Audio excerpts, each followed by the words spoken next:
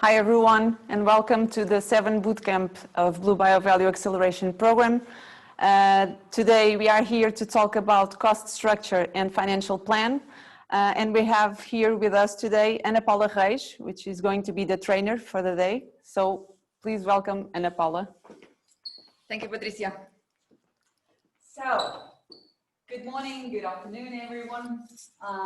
Here we are in Reis, a dreadful day today in the area of Lisbon. Hopefully a good day for those that are in the Blue Bio Value Program. I have to say it's really great to be with you. I hope that we can be as interactive as possible. We have to adapt to the current circumstances. I have to say that I love these sessions, but the best part of it is when we talk and when we get together. Not possible, let's try and do it the way we can and the best we can.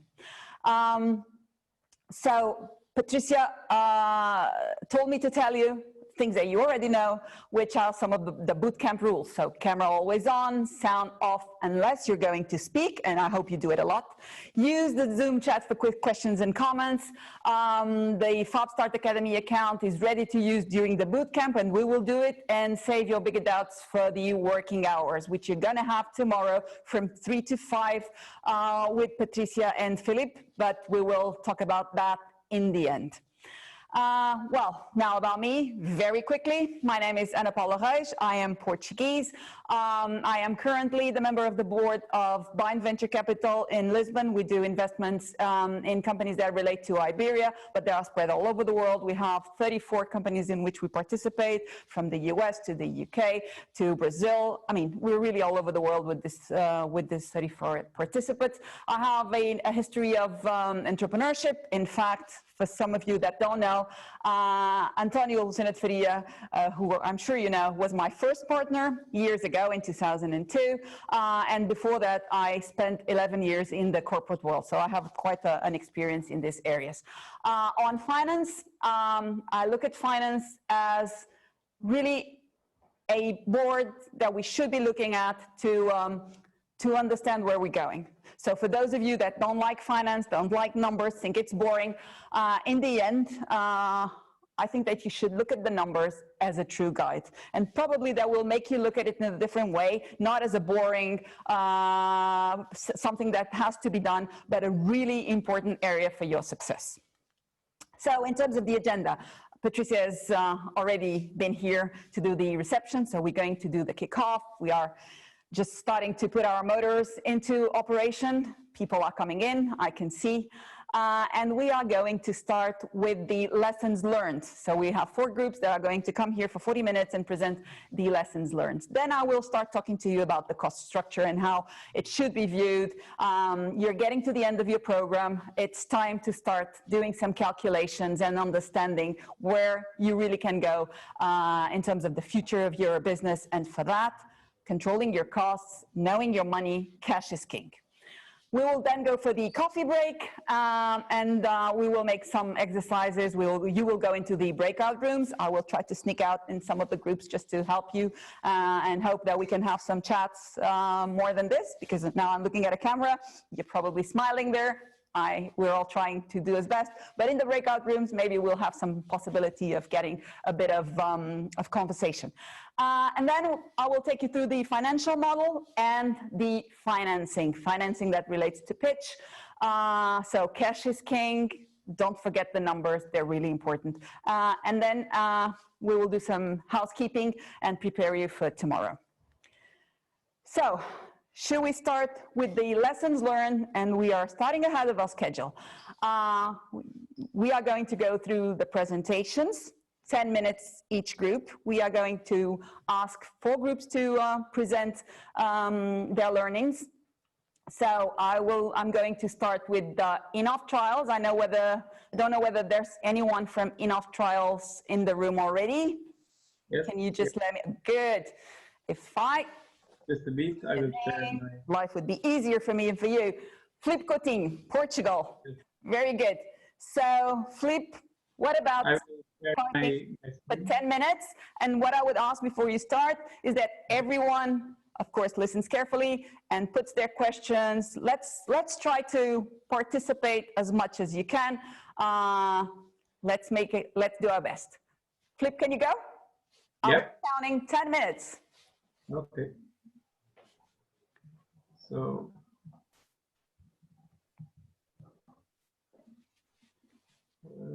I hope you can see it. So this is our lessons learned.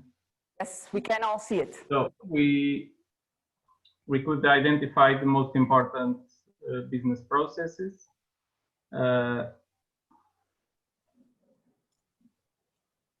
So I don't know if you want me to take you to the rationale or.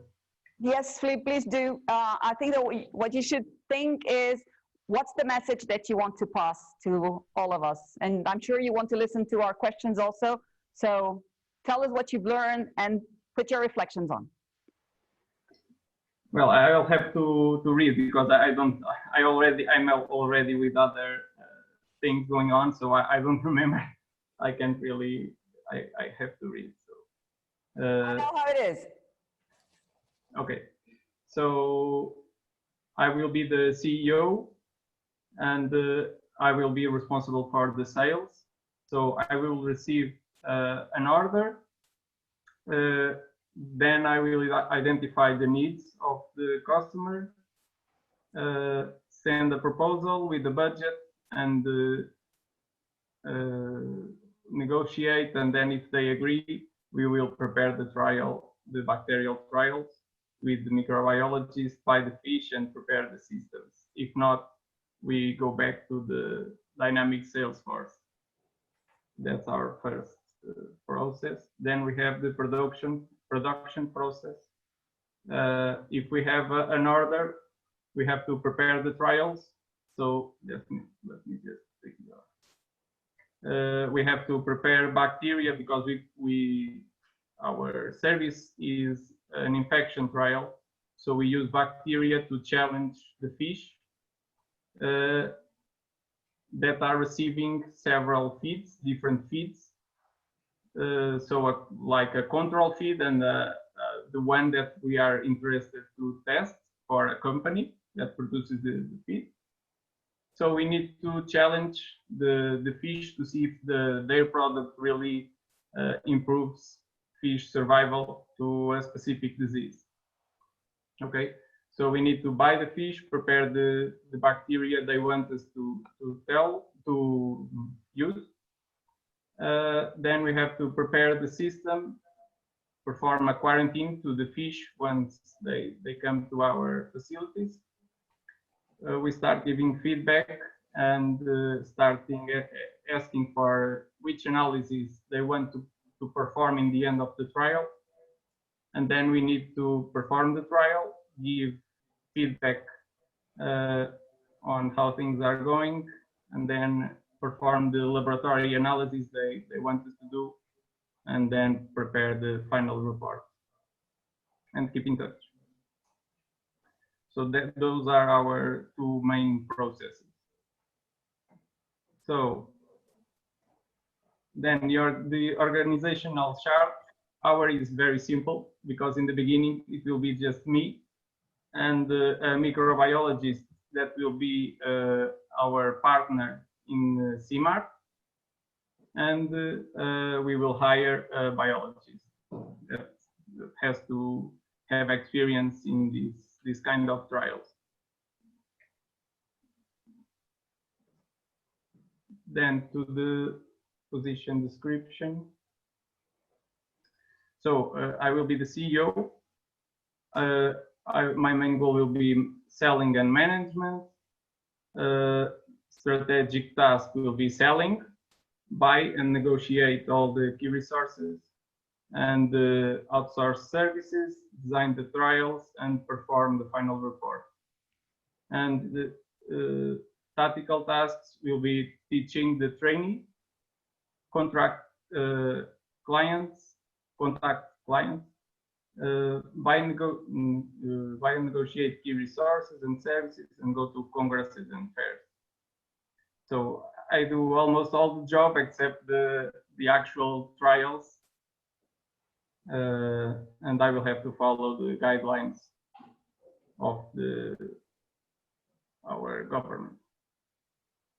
So the trainee will be a master student, or will receive a master grant, and will have to perform the trials and also the quarantine. So during the trial, he will have to do feeding, cleaning, and ensure the well functioning of the experimental systems. Tactical tasks maybe take some photos for advertising, and the same, follow the guidelines of the Portuguese government for experimental trials. Then the partner matrix. We will have two major partners that will be CMAR and Smart Ocean. So CMAR will be responsible for giving us the bacteria we need, because we won't have a laboratory for that, and they will also perform the laboratory analysis. So they will sell their services to us, and we will have a small percentage and then sell that to our customers. So we'll have a commission, and then for them, they will sell their services. That will be analysis and bacteria. And Smart Ocean will provide is a hub for startups that are related to the sea. So they will provide us facilities and some services, and they will rent the facilities. Then we could improve our hypothesis testing. With this last point, we saw that we need to develop a portfolio of previously performed infection trials, which may not be a problem because this is a long-term project. So I'm a researcher, so I still have time to further develop my portfolio and give a better image to the company. And that's it. Thank you very much, Philippe. That's all. Okay, so any questions from the group?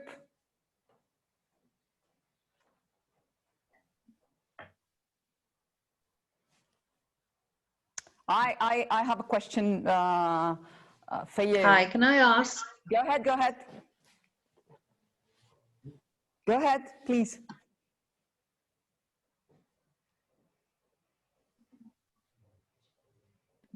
Sorry, was it me you were talking to? My apologies. Oh, yeah, just sorry, in Anne. terms of seeking investment. Sorry, Anne, go ahead. I'm trying because I see a full. You're breaking up, I'm sorry. Okay, I'm saying I see a screen full of faces and I didn't know who was talking. Anne, go ahead, please. Thank you very much.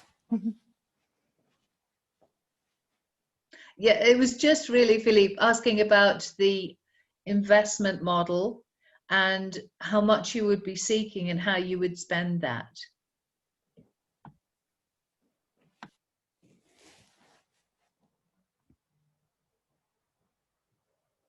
You mute. Sorry.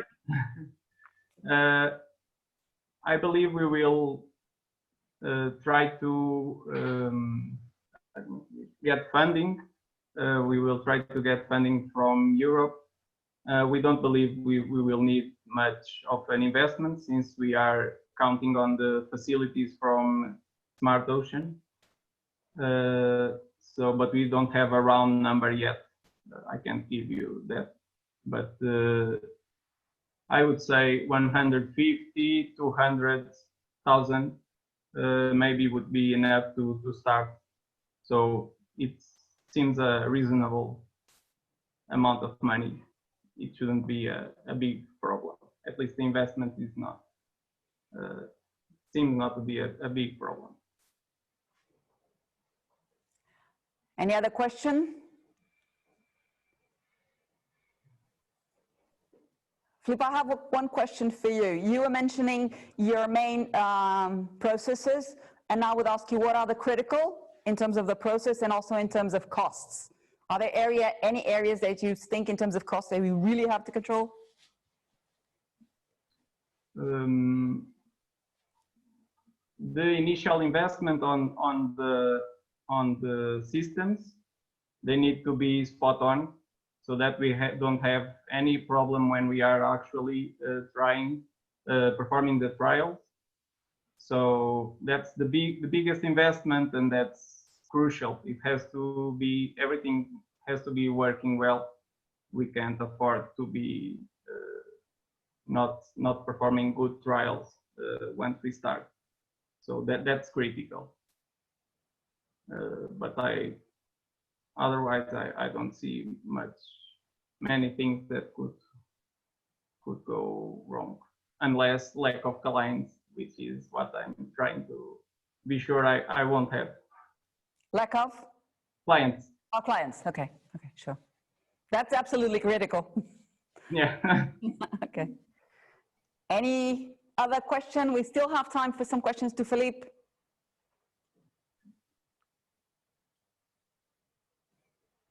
Okay, so should we move to Red Rose Development? Thank you very much, Philippe. Thank you. So who's here from Red Rose Developments? That would be me again. Okay. Hello. Anne, hello. Thank you. Hi. Right. I am technically challenged, so hopefully I'll be able to share my screen effectively to go through lessons learned. Now, can everybody see that? Not yet. Thumbs up? Yes. Yes. It works. Yay. Right. So lessons learned for Bootcamp 6. The key activities and resources is the overall heading. And the catchphrase that I took away was fake it till you make it, which I loved. It's basically a full analysis of the available resources to us. And we indicate that which is absolutely necessary, the critical. And then we look to break down key activities and processes, organizational structure, who does what, when, how, what do they need to be able to perform that task, whether it's internal or whether it's external. Now, in the context of Red Rose, our takeaways were that as a micro entity, we're very small, there's only 3 of us, but we have skills and experience. I won't put numbers on those years because it's too embarrassing on my part. But we do have a number of key areas of activities that we need to achieve, and we have skills. The division of labor, the targeting of key actions that are required to meet the key milestones. Because if we're seeking investment, we need to be able to measurably output key activities that we want and indicate that we'll achieve.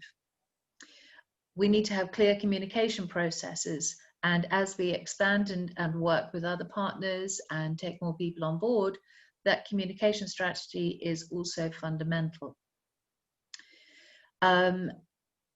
We need to seek any time reduction in duplication, and having clear communication and documentation will strengthen that.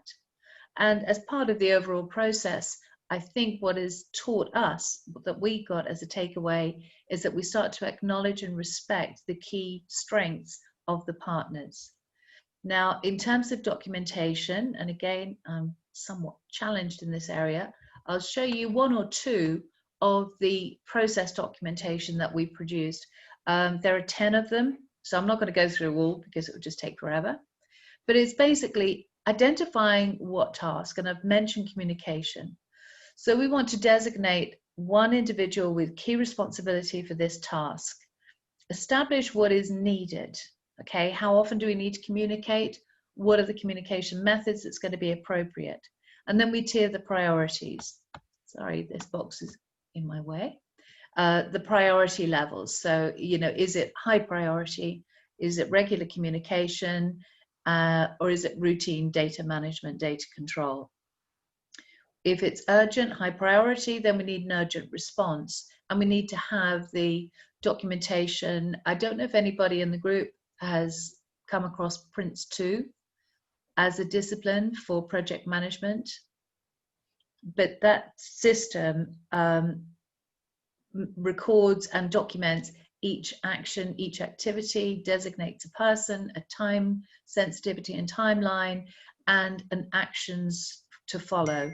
And that needs follow up.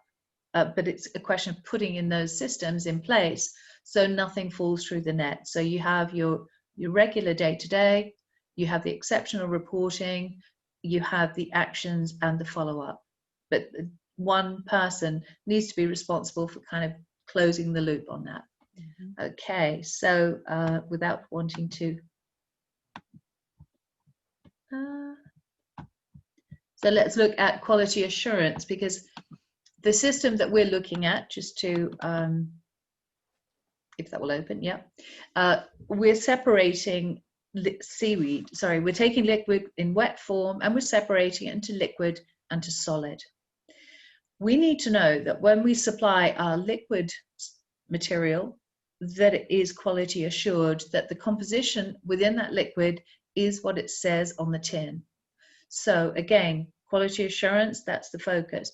We need to designate specific responsibility for that. We need to determine what quality standards we're looking for, and they will be variable because it depends on the client base, the end use of the substrate, so it will be a variable. Determine the standards.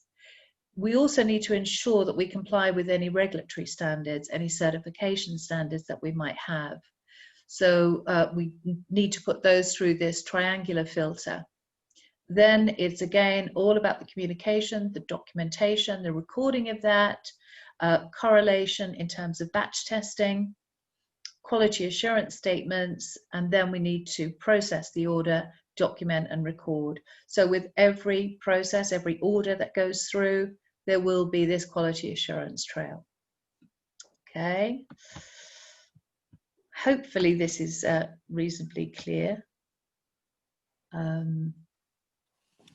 I have got some more on there shown, but I won't dwell too much on it because I think it can get a little bit repetitive. But the context of bootcamp. And I just want to chime in. I don't think any of us are seeing your quality assurance slide. I don't know if you're presenting. Yeah. That's the one that I'm looking at. So we're not seeing. You have 2 slides only. Right. Okay. Well, then you didn't see the communications document either. No, I thought that you were really talking to the 2 slides.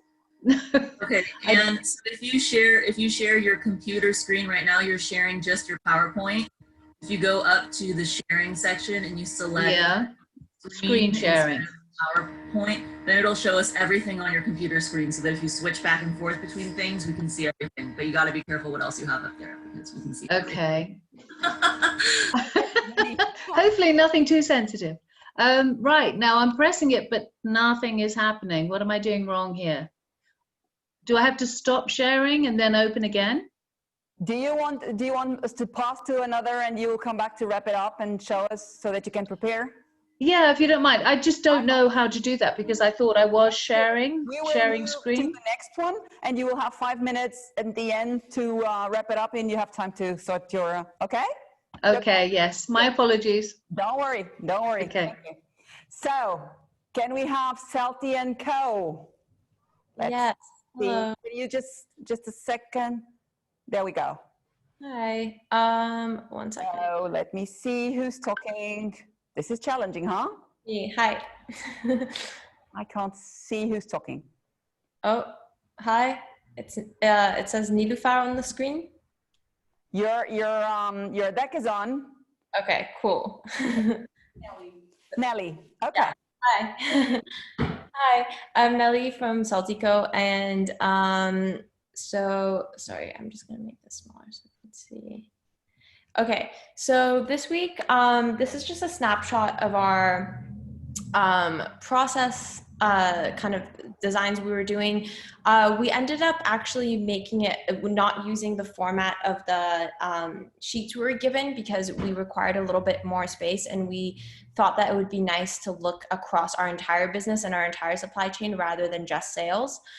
So we made one for kind of each section of our business to date, and we went through the various key activities. Obviously there's more, but we kind of wanted to focus on the urgent activities and the processes that come along with that. And that allowed us to see whether we actually have the resources or not, and to fill in the gaps and figure out who needs to actually fill in those gaps.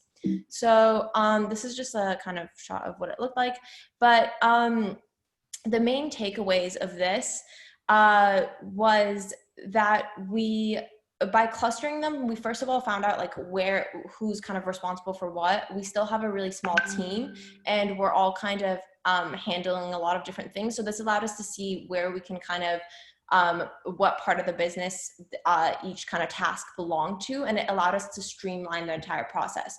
We currently have a kind of 3-pillar project plan going, and this was really helpful in seeing what are the tasks that are associated with each of those pillars, and actually made us realize that we need maybe a 4th pillar of funding to create an actual project plan around that as well. So that was really helpful, and I don't think we would have realized that unless we actually kind of listed out all the key activities that need to be done in order to get what we need to get done. Yeah, so this was also helpful in kind of mitigating risks and kind of having a contingency plan for what's coming up next, because when we had it all in front of us, we were able to see like what direction it was going as well, and what the sequence of and urgency of each of the tasks were. And yeah, that's kind of pretty much it for that. For the partners matrix, this was super helpful. We established a few different partners that we're currently working with. The activity was really helpful because some people that you're just talking to as advisors or are kind of in your circle or in your network, you don't consider them a partner, but they actually are bringing resources in. And so it was nice to actually sit down and think about what those key partners are, whether it's and what are the resources that are currently coming in and what it's costing us. And this was really helpful because it made us realize that along with the previous task, made us realize that one of our biggest gaps was onboarding a process engineer on a kind of contract basis. So that's something we definitely would have not considered otherwise, because we were doing that internally, and we realized it's actually a lot better use of our time and money if we get someone to come help us out with that. So really listing out what everyone's bringing and what partners we have and what gaps we have, that was really helpful in establishing that. On the flip side, it also, and I'll touch on this a little bit later, it also made us realize that there's currently a partner that we may not need in our process and may not be bringing the resources that we need at this given time, but could be more helpful along the line. So again, really assessing like who the partners are, what they're bringing, and when it could be valuable is really critical, and something we were not really actively thinking about. So yeah, that was really interesting. One person we thought of bringing on this week, and one person we think a resource we feel is not necessary right now, but could be more useful in the future. For the position descriptions, making the 4 for our own team was really helpful in actually defining our roles, because like I said, we're doing a lot of different things right now, but figuring out exactly what our mission and our main goals are, and then how that differs for more high level strategic tasks versus more tactile like day-to-day tasks that we're doing. And then we made 2 for people that we need, or departments or people that we feel we need to start bringing on, one being the process engineer that I mentioned, and another an accountant or someone kind of to help us with our bookkeeping and a lot of work that we need to do around registering our company in certain kind of under certain applications and stuff. And so we started looking into early stage startup accounting firms and are considering onboarding someone like that. Again, tasks that we were kind of floating in the air, and putting it all down on the process sheets allowed us to actually see those need to be placed somewhere as activities that need to get done. Organizational chart, this was a really simple chart, but we went through it so many times and we erased it and moved things around. Again, a lot of these things you don't realize you need to be doing. And then when you have like a really simple form like this, you realize that you need to go through it a lot. So this was super helpful in figuring out, one, the importance and time we need to be putting on finance right now, and fundraising, and how that needs to kind of be in itself an area that we need to be considering. And then also distinguishing where our internal fiber extraction and technology process fits, and how that differs from our material development. We have kind of a product facing side, which is more about kind of quality assurance, and then also more with the accounts we're speaking, or the clients we're currently speaking to. And then we have a more developmental side on the technology, the kind of department of things. So that was really important, seeing who's accountable for that, and also kind of where that follows. So we honestly spent a lot of time switching these two around and kind of figuring out where everything fits, but it was really helpful in kind of organizing ourselves. Yeah. And then the pitching from last week, that was really helpful in kind of establishing our tone of voice a little bit more, and along with our visual language, which has been developing over the past few weeks. And one thing that was brought up in one of the kind of sessions during the working hours was that it makes it really clear when we showed our key activities that we're a fiber extraction company, or a company that extracts fibers, and that kind of language needs to be brought in a little bit more maybe when we're pitching. So that was a really interesting insight and kind of takeaway from this past week, creating kind of empathy around the jacket and learning how we can kind of build a story around the problems we're solving.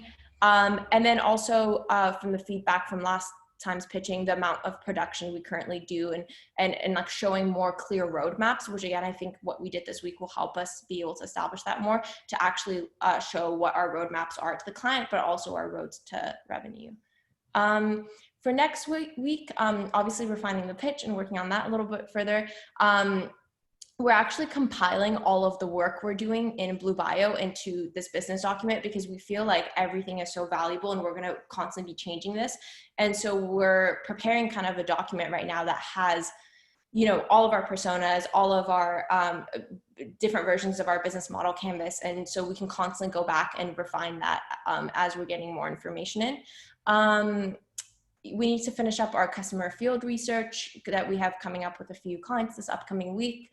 And yeah, I think that's, and also filling in the gaps with the partners that we need to kind of onboard now, given that we realize we need a process engineer. And I think that's it. Thank you, Nelly. Any questions to Nelly?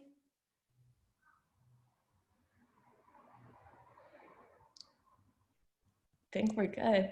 Yeah, I think you did. I have a question for you. What was the major, let's say, discovery or the major achievement with this reflection, with this lessons learned during this period? Was that something that if you hadn't done it, it wouldn't cross your mind, or was it all very logical?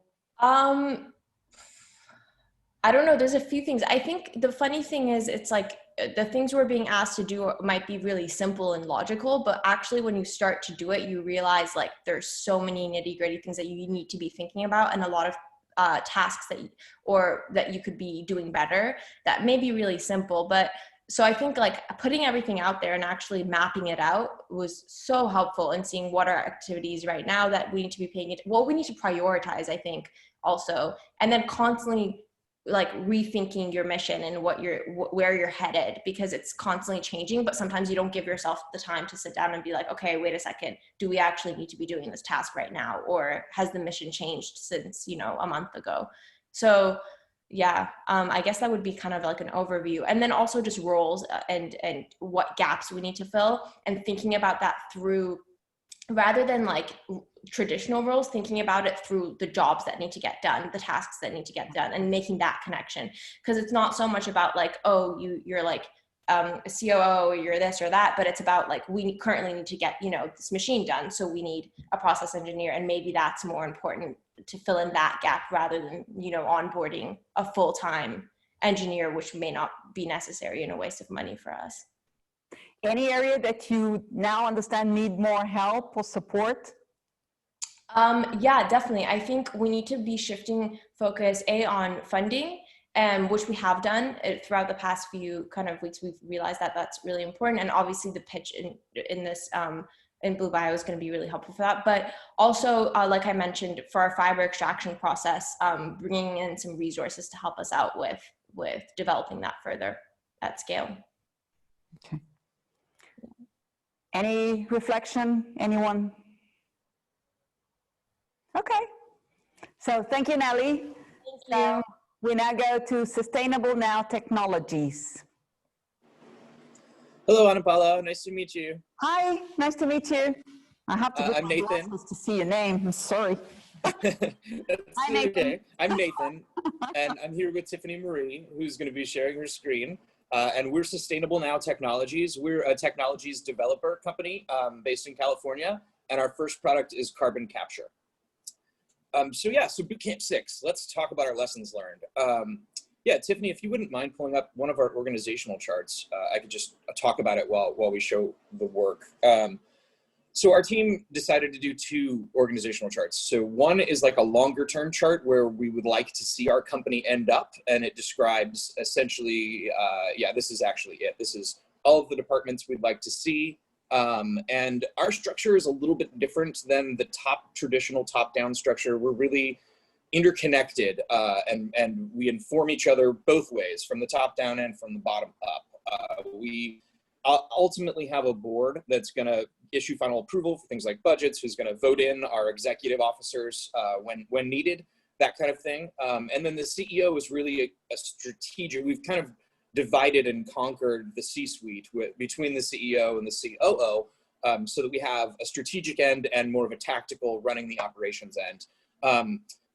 This chart was really helpful for us because it helped us to really identify some of the areas where we want to outsource. For example, perhaps human resources, or maybe a CFO.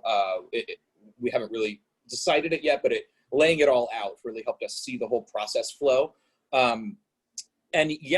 So building out our team is definitely our highest priority. So this was really helpful for us to identify who's going to be the most important to us to hire first. What you're looking at now is actually what we're calling our interim organizational chart.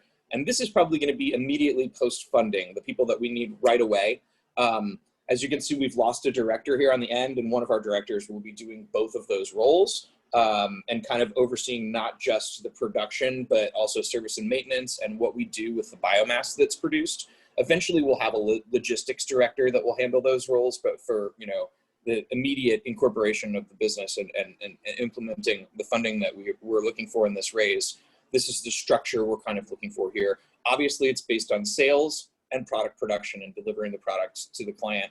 And also in our sales department, we have customer support because we want to keep our clients happy and engaged and wanting to buy more products. So this was super informative. And it was just interesting to relearn that we kind of set out that not top-down mandate, but based on teamwork and divide and conquer and putting in appropriate checks and balances. And when you see it all flow out in this chart, you can see how they flow back and forth and who's going to be collaborating the most with whom. Very helpful exercise. So yeah, let's talk about our positions now of these individuals. If you just have one or two of those open, here we go. So that's my role. So this exercise was super helpful. It helped us identify like exactly what processes, pardon me, sorry, my rubbish bin people are coming to collect. Pardon the noise. This exercise is really helpful for us to identify what part of our processes will be performed by different people. As I'm sure everybody is experiencing as a startup, we all wear a lot of hats. We're all trying to do all the jobs at once. But this specifically helped us to kind of lay out that divide and conquer path forward for individual team members. And it also shows the interconnectivity of our organization structure, because as you can see, for example, here on the production manager and the tactical task, this person is coordinating with the on-site production manager. we really got to identify who's going to coordinate with who and where and why. And that was very helpful to us. It allowed us to really clearly define the roles, and it also helped us lay out theoretical strategies, scenarios that may happen, and what if this happens, who would be doing that, and who would help them do it. So that was super helpful.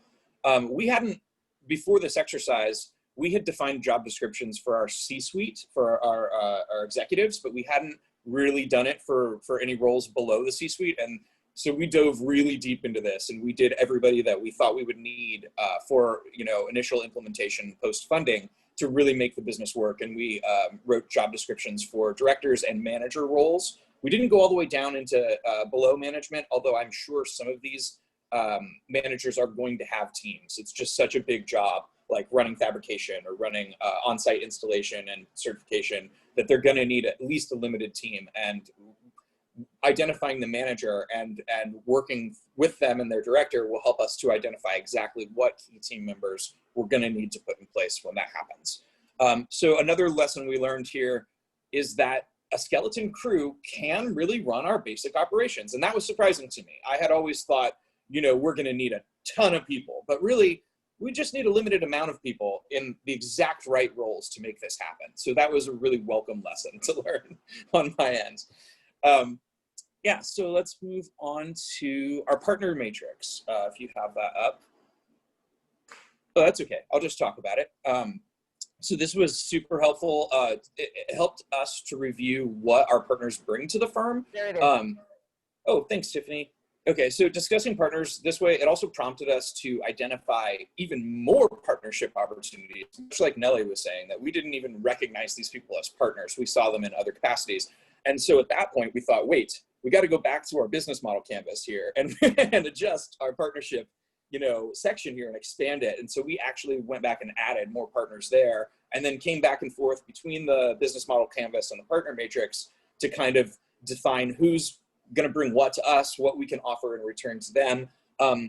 We picked a couple of specifics, but for the most part, our partner matrix was general, because we're going to have many different partner farms. We're going to have many suppliers. We're going to have many sort of strategic alliances, which is one thing I have to say I'm most thankful for the Blue Bio program, is that most of these other companies here I see clear strategic alliances with in the future, and you're all such wonderful people with such great products that it's super exciting. So yeah, so this was more of a general exercise for us, as opposed to going into specifics of one particular strategic alliance or one particular partner firm. But laying it out there really helped us identify all of our partnerships and all of the areas where they can help us succeed. So that was great. Let's go ahead and move on to our sales processes. So this was a super valuable tool. In the past, we've spent a lot of time devising market strategies and sales techniques, but we hadn't written out a step-by-step timeline of post-transaction events. So what happens when a sale comes through? How does the ball pass from one person to another to complete that process? So doing this really informed the organizational structuring process, because it demonstrated what roles were actually needed and first, and which ones were most important to the process of closing deals and of delivering our product to the target market. And again, this exercise, it demonstrated the interconnectivity of our tight-knit team and how people need to work together to make the overall goals happen. And it set out a roadmap for us to follow and how to pass the ball, like I said. So we also learned which roles would most closely associate and collaborate. And I'll just walk through this because this is, there's only 11 of these real quick. So yeah, at the top here, we at point of sale. Our customer relations team will engage with the client, generate a contract. We've already got, at this point, we've been networking with them. We've learned about them. We know what their needs are. We know what their budget is. So we've already sent them a proposal before they send us a purchase order. So we consider the purchase order the point of sale, or essentially the first deposit. So there's already a proposal in place for our account management team, our customer relations team, to take that proposal and turn it into a formal contract and to generate a billing and invoicing schedule that the client's going to be comfortable with. So then we go straight into production planning. We order our materials. We start to develop the product and fabricate it here on our end in the United States. Most of our clients so far on Paula are going to be overseas. Specifically, our initial target market is in the United Kingdom. So we are envisioning having initial fabrication happen here at our headquarters, and then we'd be shipping component pieces to be assembled and installed on site at the client site for those clients who actually purchase the product instead of renting it from us. So production planning is next, and then we move into fabrication. Yeah, if you could go forward, Tiffany Marie, thank you. So yeah, then if we're shipping it, component shipping would happen then, and that would be followed by on-site assembly. And testing and certification. And a part of the testing and certification and product delivery is walking the product through for the client, showing them how it works, what they need to give us back in terms of feedback. We do have a built-in monitoring system for our product, a little internal computer brain that reports back to us on when it needs, a new air pump or a light bulb has gone out. So to a certain extent, we've got service and maintenance plans that are self-informing back to HQ. And then after the product delivery, we also have a secondary customer relations person. This is our biomass person who will deal with the product, the byproduct that's being produced as a result of the carbon capture machine. So that person is going to be working with the client after the sale has been delivered. Oh, sorry, go ahead. And then we service and maintenance the client, and then we follow up for customer satisfaction. We want to keep them. So long story short, all of these processes were fantastically helpful, and I really enjoyed going through them. They helped us quite a bit. Thank you. Thank you. Good, very good, on time. So again, questions from the group, reflections? Yeah. Go ahead, Anne. Yeah, it's Annika. Sorry about this. But Nathan, have you considered, you're doing the fabrication in the US, when there is clearly a fabrication facility in the UK, would it not make more sense to do that? Right, I think there will be a point where it does, and I think that comes to a point of the bulk of clients that we have. So once we've reached a threshold of say 5 or 10 clients, it's going to make more sense for us to have a regional manufacturing facility, and that's not just the United Kingdom. That's where we're starting, but I envision one in the EU, probably an Asia-based regional manufacturing plant. I do think that makes sense when we reach a certain client threshold. Absolutely.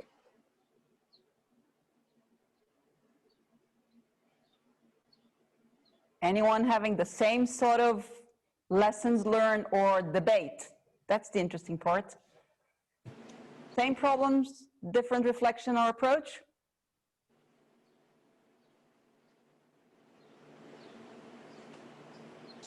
Yeah, in terms of our team, we oftentimes talk about whether or not we're in a hub and spoke model or a sort of, decentralized production methodology. And I think it depends on the amount of resources that you have on hand. And like Nathan was saying, it depends also your economics. Like as we start building out processing facilities, what that means is that it's a weight reducing product, which means economically it's advantageous because it means we have less weight to ship and distribute if you process on site. And so over time, it makes more sense to process on site wherever production is and kind of localize those centers of production and activity.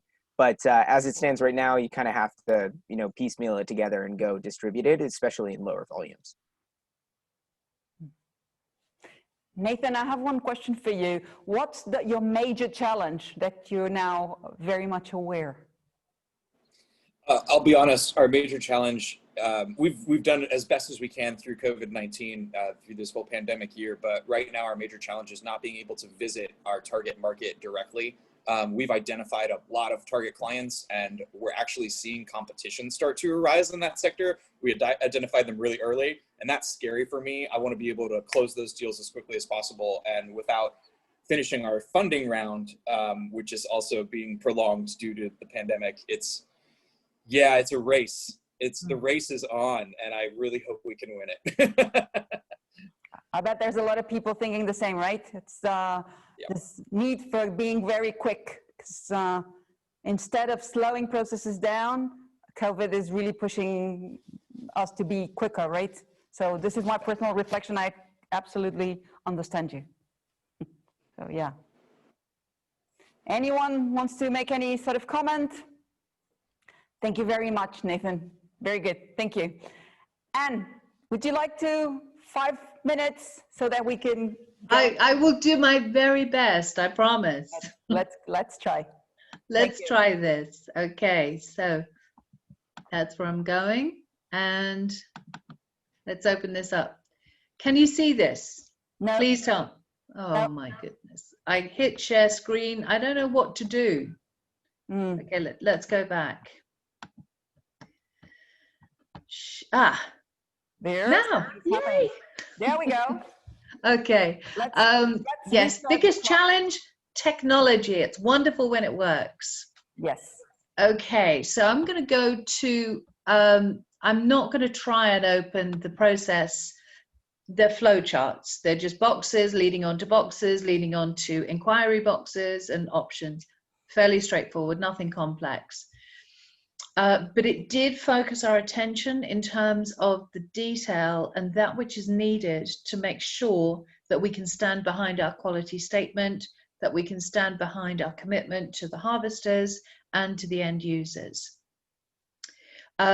Much like Nathan and Saltico, focusing on position description gave us this laser focus in terms of what needs to be done and who can do it based on who's available and what are the tasks at strategic level, but also tactical. What can we do today to actually drive this forward? So we're looking at my position, and basically what I'm doing, the main goal is to create profit from systems using less seaweed. That way it supports rural economic development, but also is sustainable from an oceanic perspective.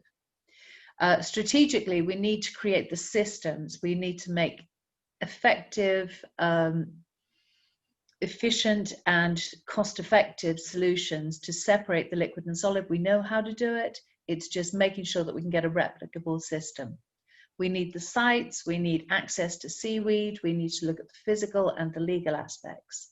And then we can create our supply chain. Tactically, we're working on producing minimal viable product. We've got the first pass, and that's proving to get us off the ground. We know that we can engage with clients, we're getting there.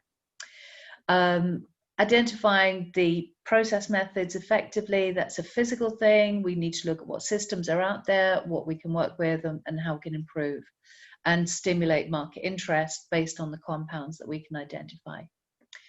We are controlled by regulation in terms of access, in terms of planning and property regulation, in terms of effluent licensing. We need to look at standards and quality assurance for seaweed, and obviously comply with legal HR policies. So all of those things need to be considered. This financial control is really looking after the practical, the day-to-day, the running, the pitching for investment, because unless we get the investment, it's going to restrict our movement to get to the next stage. So it's about creating the models and working with it. I'm conscious of the time, so I don't want to spend too long. Okay, the technical officer is really the one responsible for looking into the composition, to actually look at validation methods, to look at our quality standards, to look at how we can honestly stand behind our product and say, this is what it says on the label. And the other interesting one that the others have touched upon was the partnership matrix. Mm-hmm. Indeed, our partners, we thought when we first sat down, were just focused on the owner operators. They're the franchise holders. They will actually be supplying us with stock. We'll supply them with equipment and technology and giving them a salary, maybe for the first time for some of these harvesters, and a profitability. But actually, when we delve deeper, we actually recognize that we need transportation. We've got to ship the stock to a central warehousing. We need warehousing and storage. We need people to work with us and support us in social media. You know, you might find this shocking, but I'm technically challenged. So we need somebody who can tackle these, who's confident and they have the skills base. We need the labs to validate our story. We need that validation and credibility, and we need the certification. And I count those as being partners in our journey. So yes, it was a challenging one, lots of documentation, but each of which opened our eyes and direction to work together as a team. And I think it was the most bonding exercises that we did that actually drew out our strengths, individual strengths, and actually helped us to gel. So all in all, yeah, Bootcamp 6, yay. Thank you. Thank you. Thank you. It worked this time. Thank you. Thank you. I'm going to stop sharing now in case I lose it. That's good. It was good. It was good. Questions? Come on, guys. I'm sure there are questions.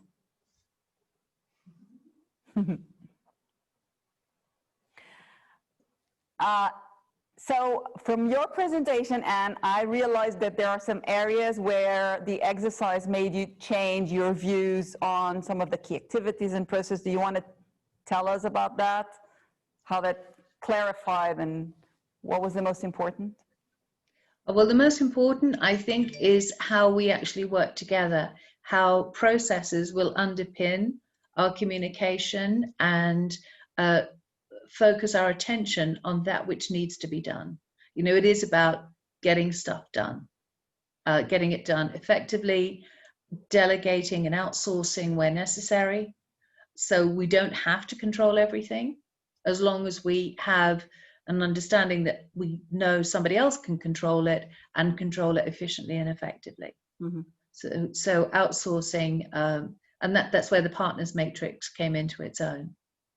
But I think from a team point of view, it really helped us identify the strengths and weaknesses in each other's experience, of which what we bring to the table as individuals has huge potential. And when we put it together, it multiplies. Thank you. So. And I have a question for everyone, which is there anyone that has discovered or that has a lesson that would like to share because it was something that you were not expecting through the process, or because it's important, or because you do need help and it would be positive to make others think, and something that you would like to take further and discuss?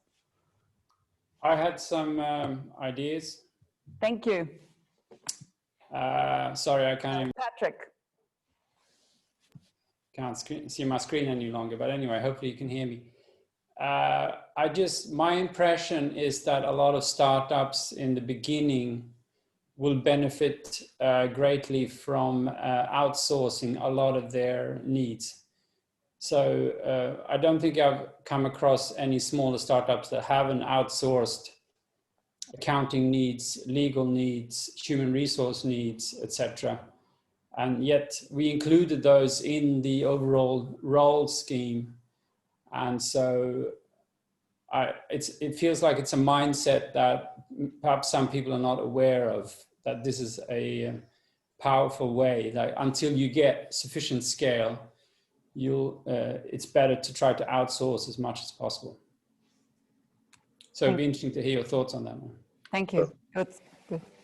I had a question for Anne, or a comment based just to piggyback on what was just previously mentioned, like regarding the outsourcing of services. I think in particular for Anne's case, maybe it would be worth exploring the merits of not outsourcing the logistical transport company services, since she's sourcing apparently from just domestic suppliers and from Ireland. I would think Ireland is not that big a country, and so there might be more benefit to just doing that, driving around yourself, rather than I don't know, outsourcing. But everything else, like accounting, I can understand where that could be outsourced, since that's just sometimes requiring just adjustment entries on a periodic basis. But anyway, that's it. Thank you. Yeah. So, suggestion, if there's anyone that has a particular issue, problem that would like to raise, I think that you should think and take advantage of a lot of people right now facing exactly the same challenges. I mean, that's my outcome. It looks like it is our problem and no one can help us, but in the end, when we start listening to others, I mean, it's basically the same sort of problems with different solutions, different circumstances, but it's very powerful that we exchange and get some new ideas. So thank you very much for this part. I am now on with your favorite subject, cost structure, I'm sure. So there's something that probably a lot of us don't realize when we start new companies. We think of why would it fail? We have such a great idea, we know our market, why would it fail? Lack of cash is the second reason why startups fail. And generally, because we are so much into our own product, how good we are, how well we know our customers, we forget it's very boring for an entrepreneur because it's not our area of expertise, not the thing that we mostly like. I mean, I know how it is because I was and I am there, by the way. And we always think that we don't need, this is the boring part, let's give it to the accounts. Completely wrong. Costs is how you burn your cash. And I don't like to do similarities between the way we run our houses and the way we run our businesses. I think it's generally very different. But in this case, it's the biggest similarity. If there's no cash, there's no food on the table. And in here, it's exactly the same. And it's not only us, but all the people that we recruit. It's a matter of reputation. And in fact, CB Insights in 2019 did this study, and from all the startup failures, 42% occur because there's a lack of need. So we have a good idea, but it's a good idea for us, not for the market. That's the major reason. And we all know, because a lot of entrepreneurs don't go through this process of testing. So I think that that's done. But 30% almost, to be very exact, 29% fail because they run out of cash. And there are a lot of reasons for running out of cash. And one of them is not having their eyes on the ball, or not having our eyes on the ball, thinking that that's for the accountant, money will come up, the important is product. I mean, part of our role is to juggle, and cost is as important as all other areas that we have seen. It has its place. So the reason why we let ourselves run into cash, mainly it's because we don't have enough runaway cushion, and there the funding part comes because we really need to think of how much we will need to cover for the needs, and not only how much do we need now, but for how long. And the other is the poor financial control, not taking costs seriously and thinking this is boring and I will completely outsource it. And we will go through that. So if this runs, let's make numbers count. So what are we talking about the cost structure? In fact, the model cost structure talks about all the expenses that our companies need to incur while we are operating. Knowing our cost structure actually means knowing our business. And it's not by pure chance that this module is module 7, because it should not be at the beginning. We are ready to go into the cost structures once we know what our business is, once we know our key activities, our key partnerships, what our product looks like. And so now we can start putting numbers and how much it will cost and what drivers of cost are there. So the cost structure in the end is a summary of all the work that we have been doing. And having a good cost structure means that we have a good knowledge of the business. So it's not a boring thing. Let's not get confused between the legal accounting and what we are talking about here. We are talking about running the business, managing the business. Yes, we have to comply with all the legal, regulatory and legal demands, of course. But what we are talking about here is a different thing, is looking at the numbers to run our business. So I'm not saying that we should have two accounts, they should match, of course. We're talking about, but there are two separate ways and different ways of looking at it. So recommendation before we start, accountants take a look and cover for our legal responsibilities, which we have to be very strict and really make sure that we are doing things right. But on what has to do with the management of the business, accounts on their traditional way are not in there. They cannot help. Why? because they do not know the business. So if you want an account to help you, which they can, the first thing that you should go, or that we should go through, is talk them, tell them, make them understand the business, so that there is this rationale, and that there can be a partnership also in thinking and understanding what are the drivers of cost. So the questions in here are, as it says there, the resources that have a greater impact on costs. And the exercises that you have been doing until now will really help you understand, in your case, what are those resources that have a greater impact on costs and on time, and the ones that you really have to have tighter control, because it is more difficult. The more difficulty you have into controlling, the more you have to have it under your radar. So what are the most expensive activities? I mean, starting a business means knowing exactly the value of time, resources. We don't have enough, I mean, resources are limited. So once we put our effort into it, once we dedicate our time to it, it has to be important. Because one way or the other, it will come up in the P&L. It will come up in the way that our business is developed. It will come up in the way that we can or not sustain our business. There is two ways also of looking at the cost structure. Are we having a value-driven cost structure or a cost-driven cost structure? A value-driven cost structure looks at creating value. So when we look at costs, we look at increasing the value or the perceived value of our product towards the customer. And there are good examples are high-end products. In general, a high-end product has a lot of features, so it's much higher. But there are other reasons, not only the functional reasons, for it to happen. So in this case, if we're looking at a high-end kind of product, we have to think besides the strict doing it the less expensive way, let's say, because there are other reasons for the product to have such components as it has to have. On a cost-driven structure, then we are looking at minimizing prices, and then it's minimizing costs and it's minimizing the cost of production. So the first thing that you have to think of is what kind of business is yours, so that you can understand, because the value can be very related to what you are doing. The cost of one can be very expensive for a business and not enough for other, talking about the exact same item. So you have to understand what are you projecting to your market, and so what kind of cost structures will you need to have. So in terms of your main areas of costs, the main areas are related to your resources. We are talking about the intellectual costs, property, talent, infrastructures. In the end, it all goes down to cash. When we talk about the main areas related to your activities, we talk about sales and marketing, R&D, manufacturing, distribution. In the end, there we go, we're talking about cash.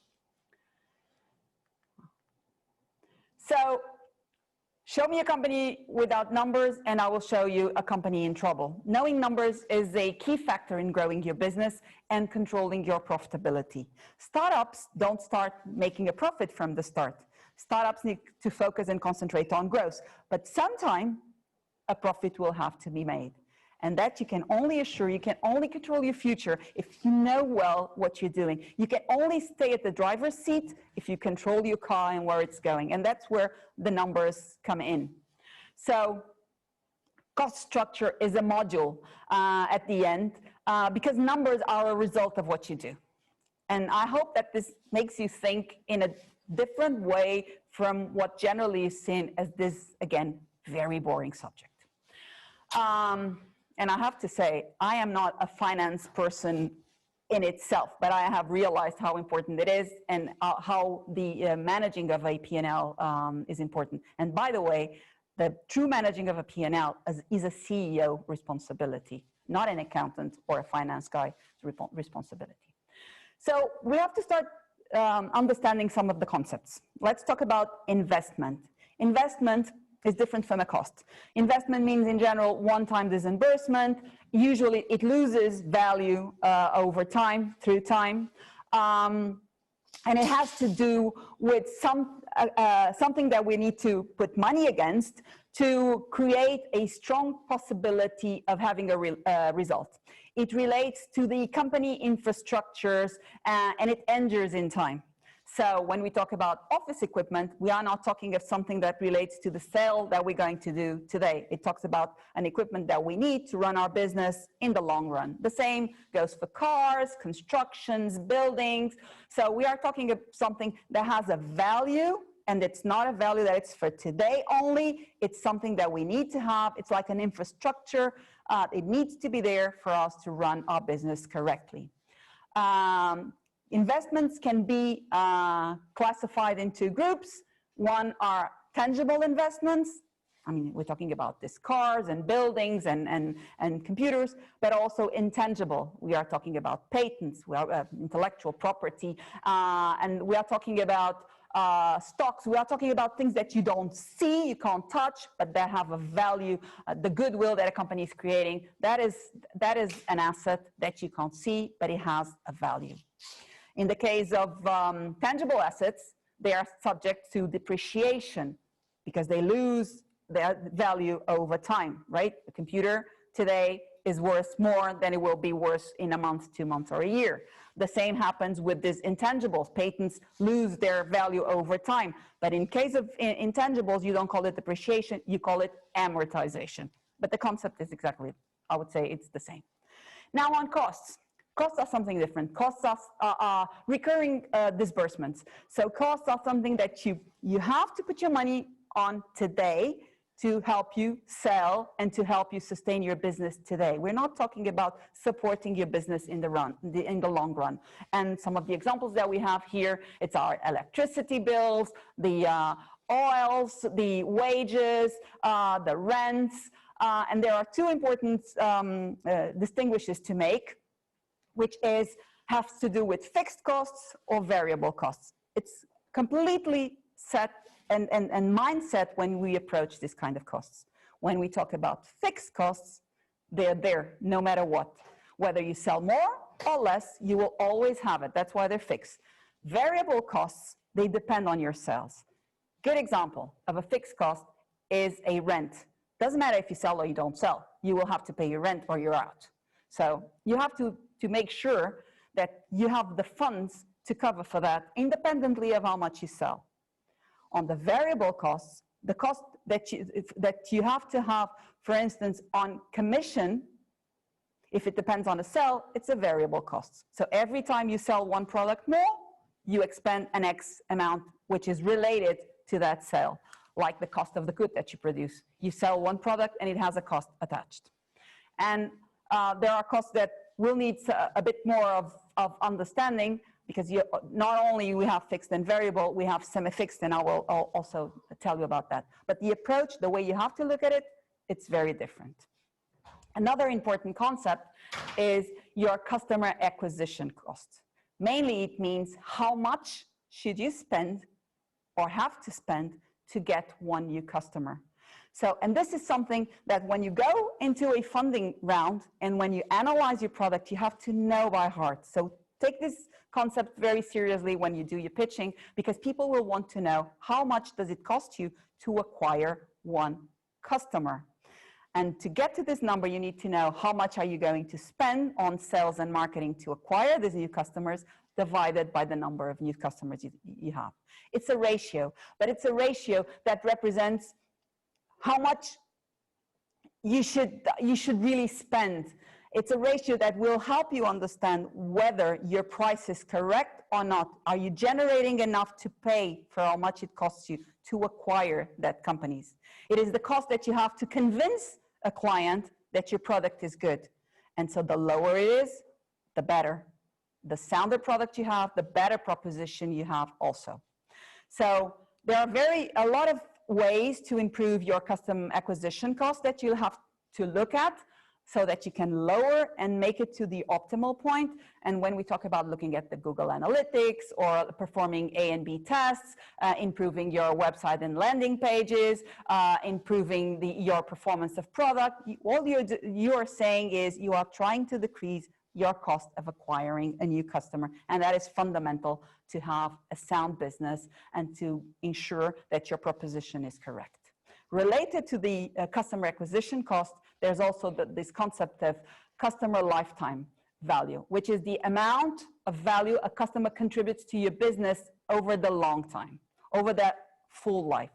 So this ratio, the ratio of the customer lifetime value to the customer acquisition costs, so when you divide your customer lifetime value by your customer acquisition cost, tells you about the health of your business model. And so that's a question that you should be prepared to answer, because in general, a business model is considered more sound if you have a relationship of the value that your customer brings to you of 3 to a customer acquisition cost of 1.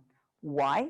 Because if you can extract value from your customer, and we are talking about the full amount of money that you can have from your customer, the higher it gets, the more you can spend to be more efficient, and the more you can, the more clients you can have, because you can decide that you're going to go for growth, and you have a big bunch of money that you can spend to get your customers going, and you can control. You want to grow more, you'll spend more. You want to grow less, you'll spend less, and you can diversify, and you have the resources in your own business to generate more growth. So you will be more self-sufficient, let's say. So these are two important ratios that you should be looking at. Without measuring your customer lifetime value, a business might be spending too much to acquire customers whose value is simply worthless. And because a customer is not the same. A good customer brings you a lot of money, and there are others that they're there, they can be your customer, but they cost too much for you to want them. They don't bring value in terms of the sustainment of your own business. So in terms of the fixed cost that we started talking about, there's 2 different concepts. You know what your fixed costs are because of their name, they're fixed, they're not going to change. And we've talked about the rents for the facilities, the examples, the subscription for the website, the leasing of equipment, they will be there. Your accounting will tell you how much they're going to charge you for a month, insurance, warehouses. And so, you know, it's there. You can put it on your model. There's no variability. In terms of the variable costs, it will depend on how much you are going to sell. It depends on your level of activity. And here, for instance, let's talk about marketing. Marketing is not exactly a variable cost. Marketing can have a component which is fixed because you are going to spend on advertising no matter what. And that's fixed. It doesn't have to do with the fact that you're getting more customers or not. You have decided that you're going to spend that money no matter what. That is the fixed part. But then there's, for instance, a cost per click. Then when you acquire a customer, you will be spending more on your marketing budget. And there you have your variable parts. So you have to think what part of this cost is really fixed no matter what part of this cost is variable, and I can spend more because I will also be earning more. And it's this virtual cycle that a variable cost allows you to do versus a fixed cost. One of the examples here on wages, wages can be variable if you don't have them on your payroll, if you can really cut according to your level of activity, but that's not very common. In general, wages are and should be fixed costs. But if you have, for instance, commissions, or if you have prizes, awards per levels of growth, then those should be considerable variable. You're only going to pay if the sales come in. So if your fixed costs are too high, what happens to your business? You lose control over your spending. It's like if you have a lot of fixed costs, it's like starting a game on negative points. They're there, you will have to make up for them. So you have the costs up front, so you're starting to run, but you already have something that is pulling you down, it's consuming your money before you even open your mouth and you go into your client. So this means a lot of responsibilities that you already have on your shoulder before starting to sell. So pay a lot of attention to fixed costs.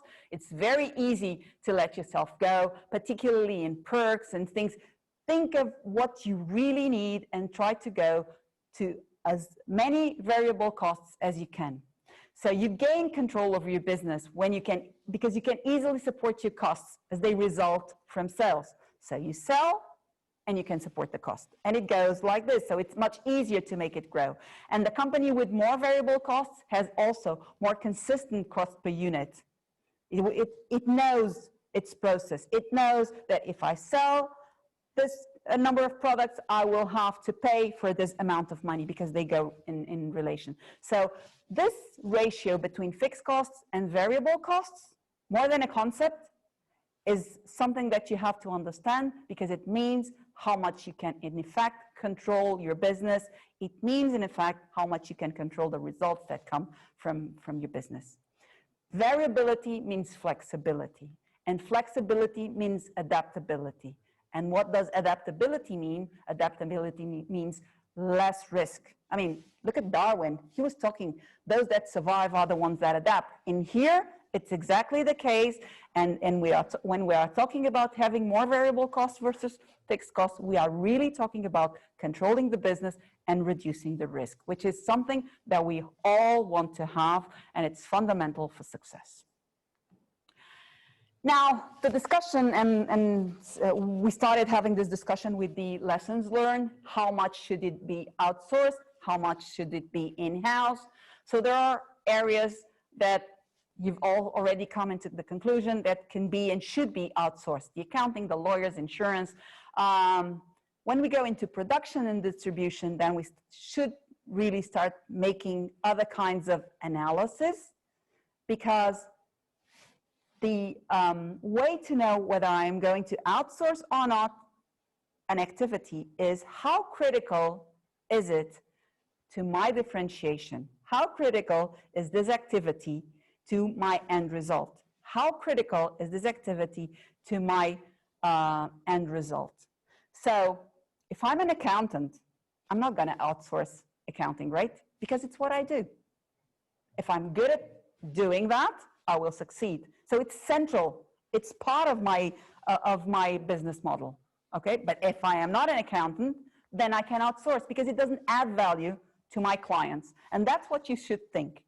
If you can have a better result by putting such a service out, you need it, but it's not central, it's not key. There are others that can do it better and at a better cost, do it. But don't go into extremes, because you may run the risk, if you overdo it, of putting outside something where it is fundamental to control, where it really makes a difference in the end result. It makes a difference on how your clients see your product. You should never outsource areas that are unique, that have, that bring that differentiation that makes you unique in your area of business. So one area that you should look at outsourcing, at least for a while, is areas where there's sort of critical, not absolutely critical, because that you'll never do, but areas that you can outsource to learn from others. And once you have learned, you understand how you can improve it and how it can then make a difference, and then you bring it in-house. But be very careful and do not overdo it. So we're gonna go into our exercise of this afternoon, because you are going to identify and estimate the main costs for the first year of your business model. Now, I know, because Patricia told me that you're very much acquainted with the cards. So you're going to identify your fixed and your variable costs in your business.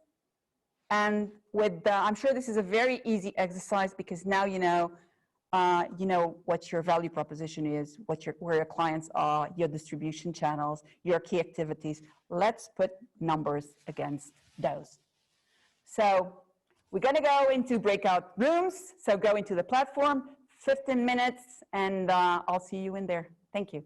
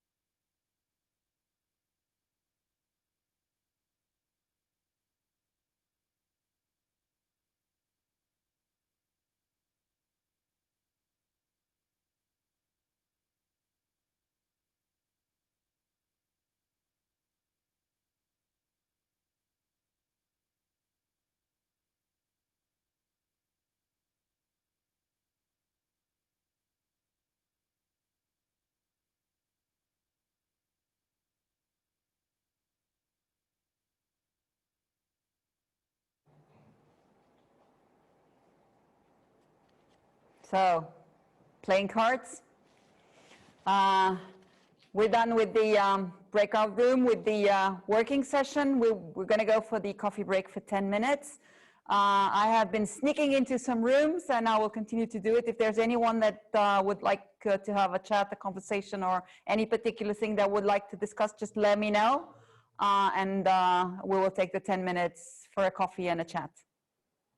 Okay? See you in 10 minutes.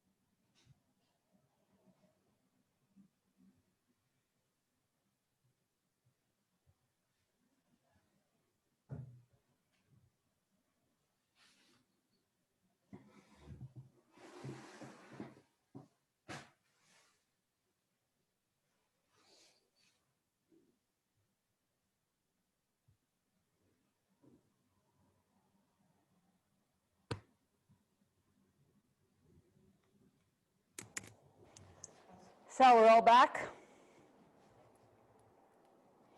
So let's go into the exercise, and I wonder who wants to come and present their exercise for 5 minutes. We need 2 volunteers. I don't mind, sir. There you are. Do we have a volunteer? I saw one. Yeah, I don't mind going for. Yeah. Go. Thank you.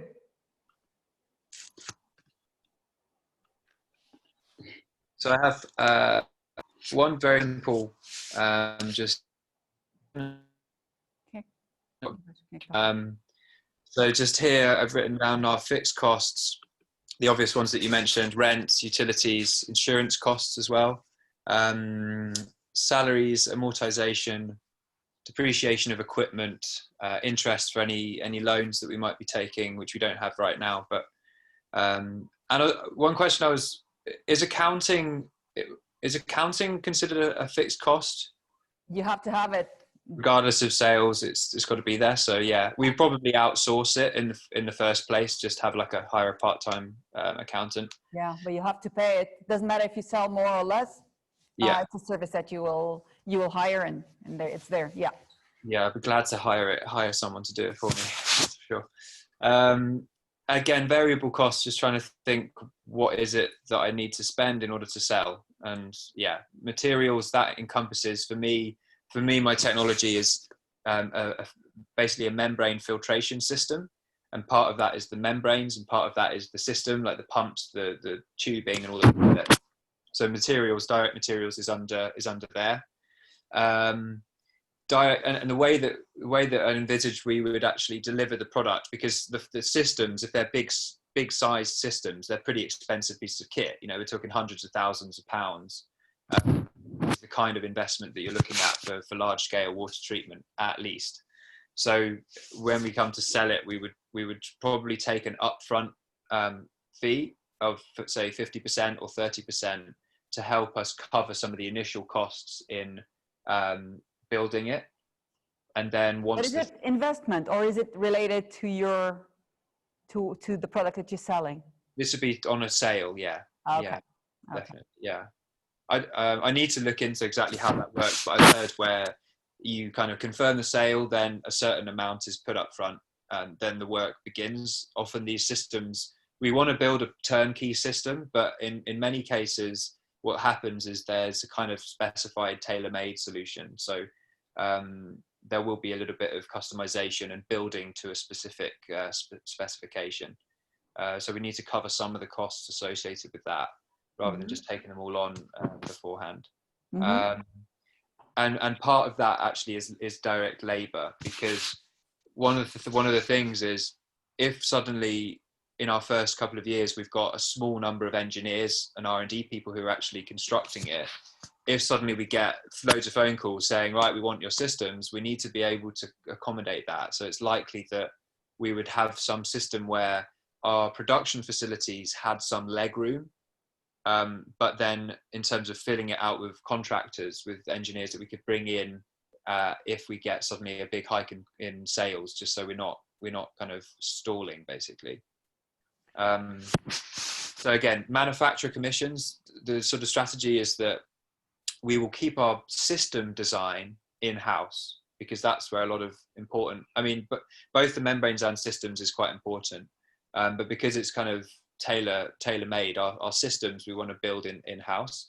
The membrane manufacturers, because the cost of membrane manufacturing of facilities is pretty high, what we want to do is outsource it to begin with a view of bringing it in-house, in a year or two when the business is financially sustainable. And so if we use contract manufacturers, looking at something like a 30% commission on each sale, for every square meter of membrane that they produce for us. Mm-hmm. Marketing as well, this is something that we will obviously ramp up in order to try and acquire more customers, and as we generate sales. Is it considered a fair variable cost, do you think? Again, it depends on how you are planning to spend that money. Is it on a cost per click. So it depends on how variable it is to the sales that you're going to put in. Are you going to put an amount of money and that you are going to spend anyway? So if that's the case, that you are going to spend on activities that are not directly related to a sale specifically, that's fixed. So I would tend to look at marketing at either fixed or variable. So it's what it's called a semi-fixed cost. Yeah, I certainly think there'd be a core amount of marketing that we would do as a fixed cost, just to get sufficient, information out there, and then looking at different ways. But it's kind of B2B. So I suppose we want to try and engineer a situation where we can get referrals, so that the marketing is almost done ourselves by the sale itself.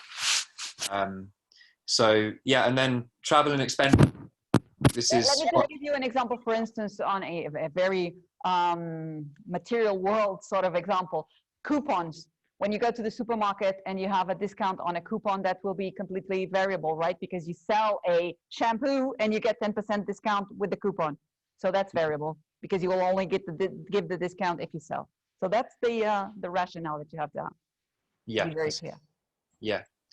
And an important one is travel and expenses, because it's one thing to just build the system, build the product. It's another thing to go and send personnel over to make sure it's installed, make sure it's commissioned and working. You've got to go in there. And even though, again, we're trying to produce a kind of turnkey system, which is pretty plug in and play, there's always factors with how to actually install it. So that would be quite a significant part of our cost of production and cost of sale. It's getting people out there to go and install this. And so they'll need travel costs and expenses. Yeah, which maybe probably also semi-variable, because you're going to have travel. Numa reunião. Sorry? Não vou conduzir, não. Someone there? Okay, thank you. Thank you very much. So another? Can we have another? Someone else to present? Rifi? Where's Rifi?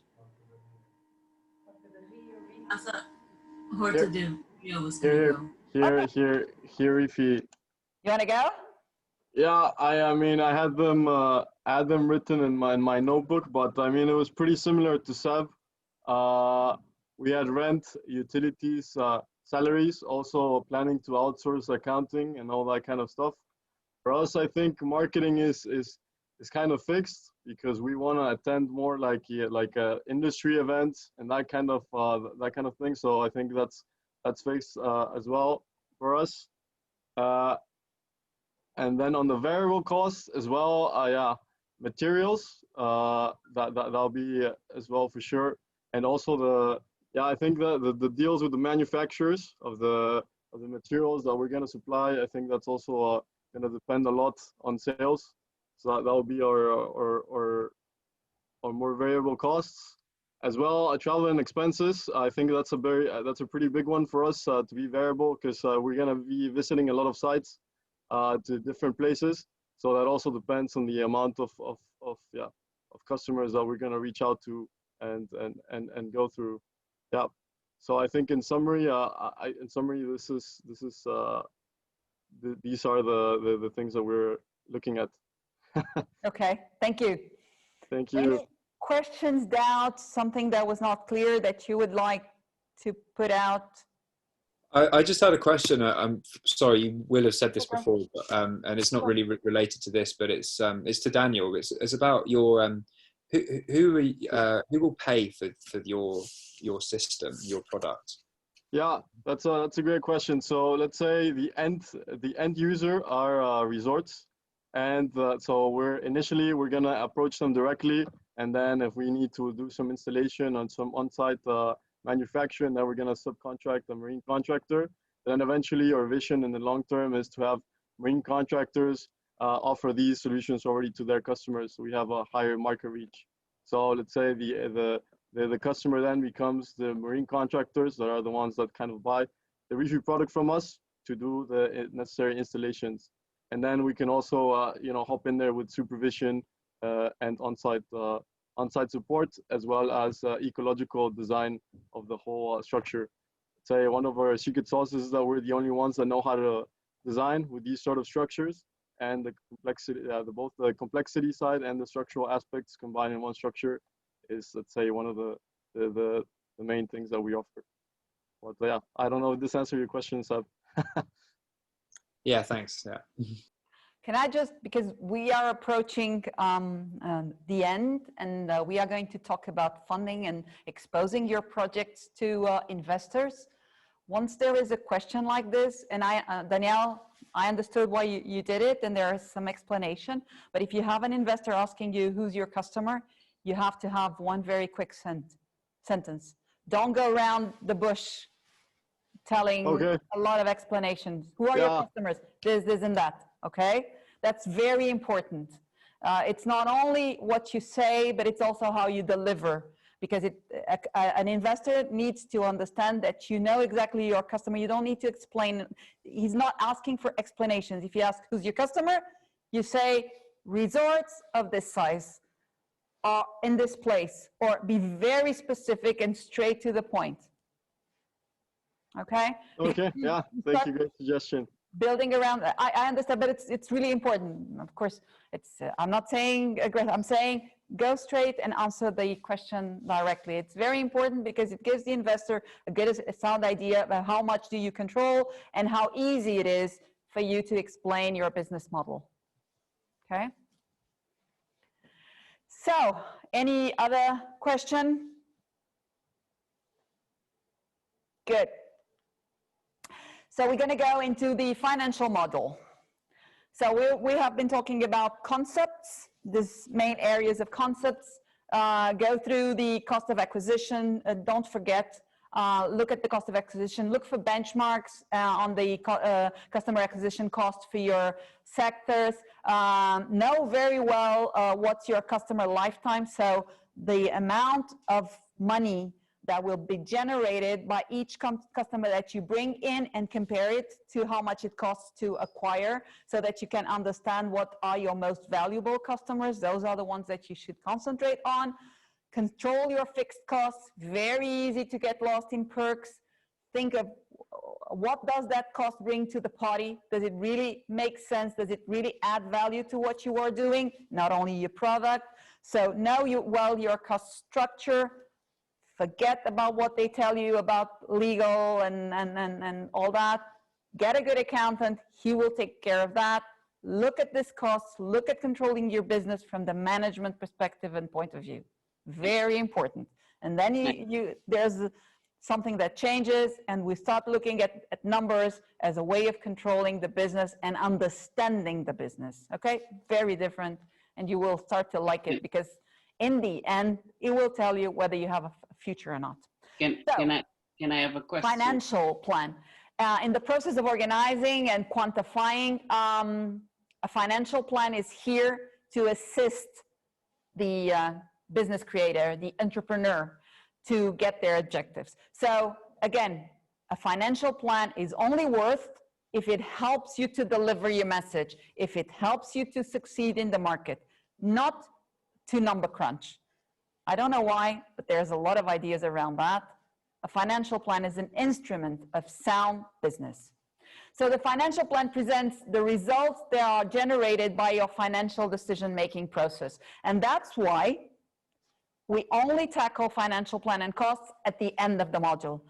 First, you need to know your objectives. What does it take to get your objectives? And then you put a number against it, not the way around. We don't start with numbers. Numbers are a consequence. Numbers are a result of your objectives, of your ideas, of your deliveries, of your activities. If you have been working on a very systematic way under the Fabricate Startups model, you can almost go into every line and put a number against it. Is it a cost or a revenue, and how much it is? And then your financial plan will be the result of collecting all those small bits and pieces that you have put against those lines. So it's a result, and it has to be an expression of your business.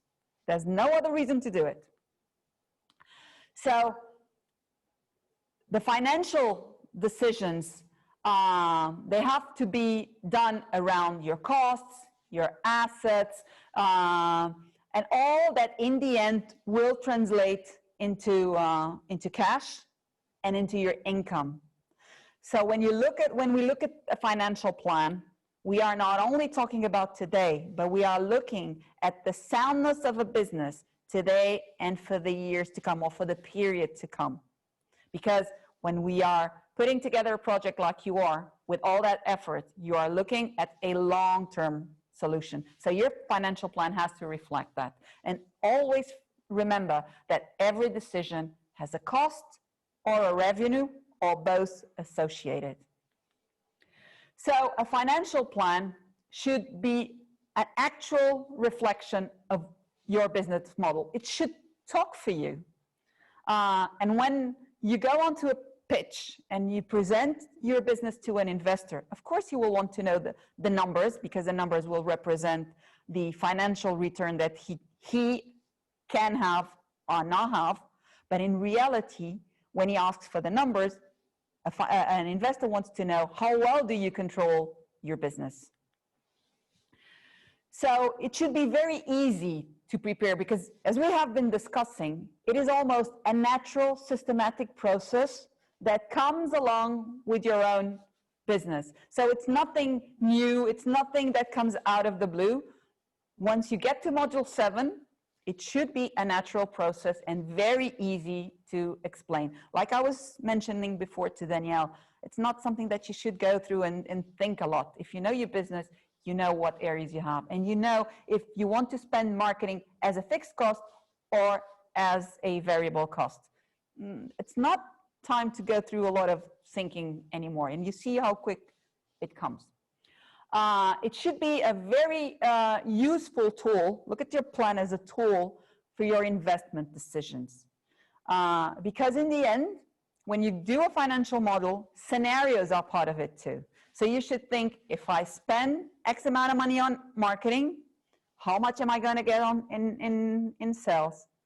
Should I spend more? Should I spend less? When I build my product and I am putting the materials costs in it, is this a perk, a nice to have, or a need to have? What are the areas that I should put my money in? What other areas should I save? And then you start understanding, and it gets into your veins, the numbers. So really, really very important.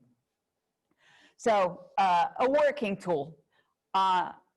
We started this session talking about the importance of cash and saying that a business that doesn't know its numbers is in trouble because it's lost.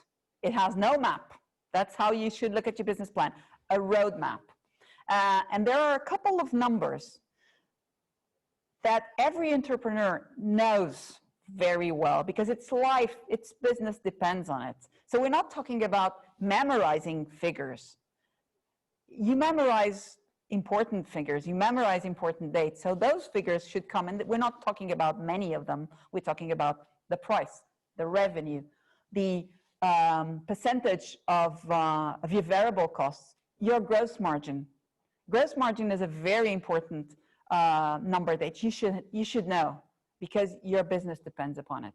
How much it costs you to acquire a client, and what are you expecting him to give back to your business. So we are talking about 5 or 6 key numbers that make the heartbeat of your business. So looking at this financial plan and this financial way of structuring, we have 3 stages. First, the effective planning. The financial planning has some instruments, some documents, and basically we are looking at 3 main documents: the P&L, the balance sheet, and the cash flows. Once you have this planning made, which you are now ready to do it, you can start analyzing. And analysis comes from making your numbers speak for you. You have to look at the numbers and understand what they are shouting at you.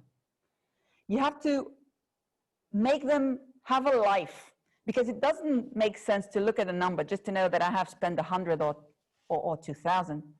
You have to understand that if you spent 100 on an item, the result that you're going to have is X on your sales, or it's X on your bottom line, and what the effects are. So make your numbers speak. Sometimes I have seen numbers shouting, but when people just see numbers in there, you can't understand your business. So look behind what the numbers are telling you. And that's the important thing of the financial plan, much more than the actual outcome or documents. You have to understand what the numbers are talking to you. I was looking at a business not long ago, a B2C, that was not betting on digital marketing. They were trying to go the traditional route of going into retail.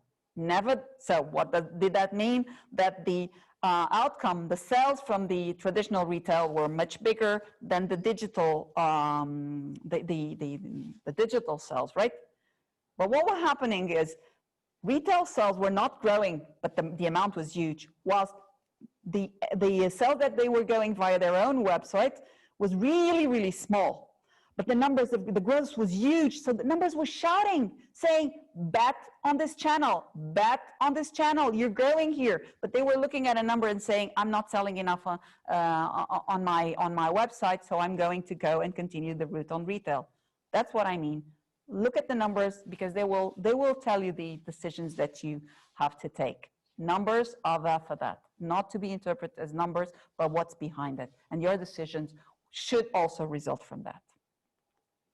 So, looking at these main components, the income statement. The income statement gives you information on the results of an organization, and it talks about the way that you are organized, displays the revenues and your costs, as we were looking at. The income statement is like a film, okay? The income statement generally is for a period of time.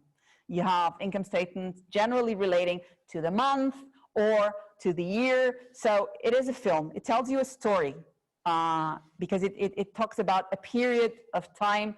And in the end, it will tell you what your results are. When we look at the balance sheet, we're not talking about a film. We are talking about a picture. The balance sheet tells you about your financial position at a given time. For instance, when we look at balance sheets, year-end balance sheets, what it represents is the states of your assets, your liabilities, and your equity at a certain moment in time, at a certain date. Generally, that's how it is. A yearly balance sheet represents the situation of a company on the 31st of December. And it can change dramatically from the 31st of December to the 1st of January, or from the 30th of December to the 31st of January. The importance of a yearly balance sheet and the importance of having a good year-end balance sheet, a good figure to show on the 31st of December, is because generally that's the number that you present. So sometimes there are some companies that do some tricks so that they have a good picture by the end of the year. Okay? And it represents your assets, so the values that you really own, and the amounts of money that you owe to others, and the amount of money, your equity, the amount of money that you put on your business. And of course, if it represents your debts, your liabilities, if you pay on a certain date, you will only see the net balance. So, and it is a momentary picture of your business. Now, the cash flow statement, this is a flow, right? It tells you where your money has been. In here, we are really talking about cash, money, real money. So it shows you the changes that occur in your cash accounts, and it shows you how much you have available to invest in your business. A startup should mainly be running their businesses looking at the cash flow statements. And if I may be very ambitious, I'll tell you what I do, and I would recommend cash flow statements should be looked at when you took it to an investor at a period of time. So you do a monthly cash flow, but when you're running your business, you look at your cash flow daily, because it represents the money that comes in and goes out of your business on a daily basis. And managing a startup is really actually managing your cash flow. So we started saying at the beginning that almost 30% of companies fail because they run out of cash. I think that there's no need to say how important it is, right? So you have to make sure that you have the cash available, and that's where your financing comes, and that's where we are going to talk about it. So if you have cash, you can resolve your problems. Too much cash don't give you the best answers always, because if you have too much cash, you will probably relax because you know that you have your resources, and sometimes it doesn't stimulate you enough to be better at what you're doing, to really look at the best usage you can have at your resources. So look at having the right amount of cash, and particularly you should be very careful on the messages that you send to the people that work with you, so that they are as cash conscientious as you are. The cash is the oxygen, I would say, is the blood on the system of your company. If you don't have that blood circulating, you're out. So monitor your budget and review your cash statement regularly. I mean, if I may do and give you some advices, I will tell you what I do, and it has worked. So I would say, look at your cash flow statement on a daily basis. I can tell you that my CFO, one of the CFOs that I had, the first time that I asked her to have a cash flow statement on a daily basis, she was looking at me as if I was coming from another world, because there's a lot of work.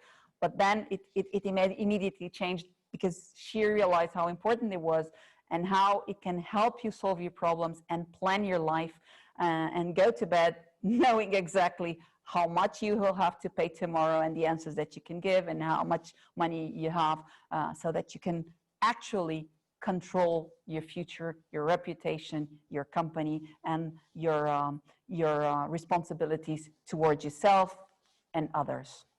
So to improve your cash flow, the amount of money that flows, the blood circulation into your system, there are several strategies, right?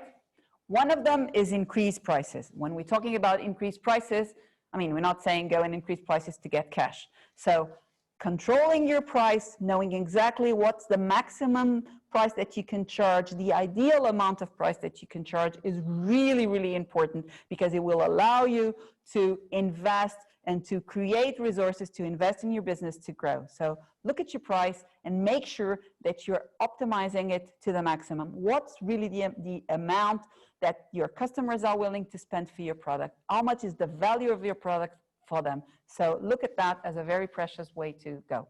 The other area that you should also look at is volume, because if you sell more, your business starts running and you will be generating resources the same way, and you will putting your blood into circulation.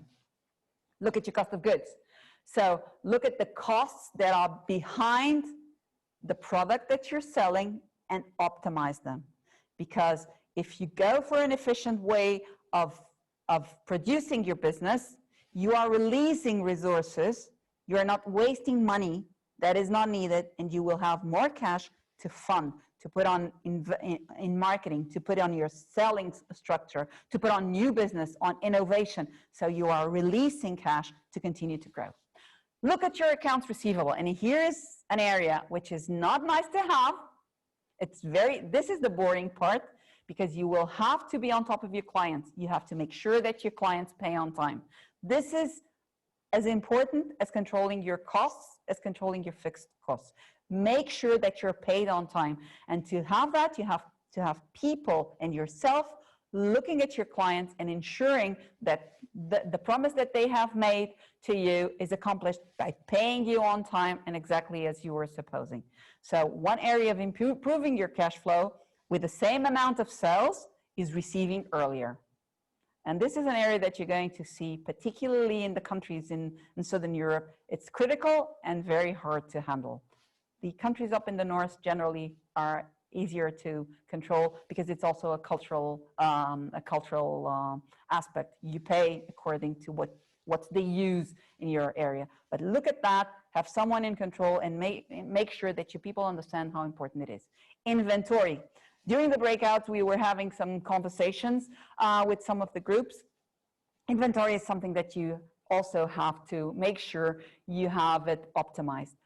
Investors and yourself should not put money to build on inventory.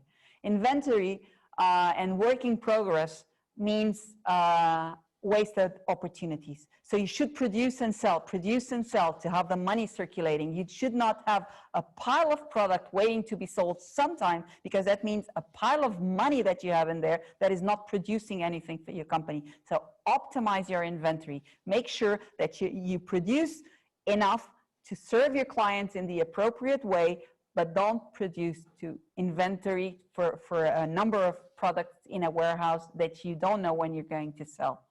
And be very careful on how you present that kind of proposition, if I may say so, to an investor. No one wants to put money against inventory. And the last one versus the accounts receivable, it's accounts payable. So it's the contrary. If you pay later, if you can negotiate with your suppliers to pay later, you will also have more cash into the system that you can put in your in it to make your company grow. So I would say that you have to handle very well, receive as early as possible, pay as late as possible. But when I'm saying pay as late as possible, pay attention. I am not saying that you should not pay according to what your commitments. Try to negotiate and agree with your clients a bigger accounts payable period.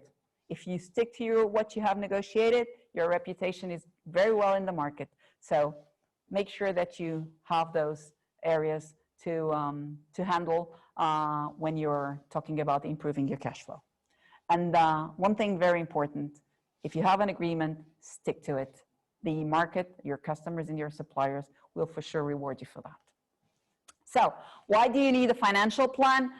For success. When we talk about having a plan, what we are talking is about having control. It's about diminishing the span of uncertainty. If I don't have a plan, I can go there, I can go there, I don't know where I am going. So results can come, whatever. If I have a plan, there's one thing for sure. Things don't come as planned, right? If you plan to sell 102, we're either going to sell 110 or 99. But we know where we are going. We know there's a band that we can control. We are planning to go to 102, so it's very difficult to be at 20 or to be at 500. Something would be very wrong. So planning means controlling your future, controlling your business. It's not to make documents, avoid that. It's really to reduce your uncertainty. And then we need a financial plan to understand and analyze how healthy, how viable is your business. And once you have your plan, you can start doing scenarios. And scenarios are more and more important because there are lots of areas inside your company, outside your company that you don't control, but you should prepare. You should at least have put together some different outcomes for your financial plan, so that if something happens, particularly if something goes wrong, you know where are the main areas where your business is going to react and when you can be covered. So have a central plan, so 100% of your sales, but look at what happens to your business if you don't sell 100 and you only sell 80. What would you do with your business? What areas would you be willing, prepared, that you could interfere, that you could intervene, that would maximize your outcome and reduce the damage that you could be potentially doing? What happens if you oversell versus your plan? How's your production? What happens to your inventories? So when it comes, at least you're not completely lost. You know where you're going and you can reduce your span of uncertainty. That's why a financial plan is needed for. And once you have that, you're ready to present to investors and raise money. Why? Because an investor, we're all investors, so we know, right? Doesn't like uncertainty very much. So if you have a financial plan, you have diminished, you have covered your risks. So now you're ready to go and say, here's my plan. Here's what I am proposing you to do. I know where I'm going. I know what I'm doing. This is what a financial plan is for, to talk for you when you're going to raise money and when you're managing your business. So now you have the financial module of the FabStart template. You can go onto the platform and you are going to find all these documents structured for you.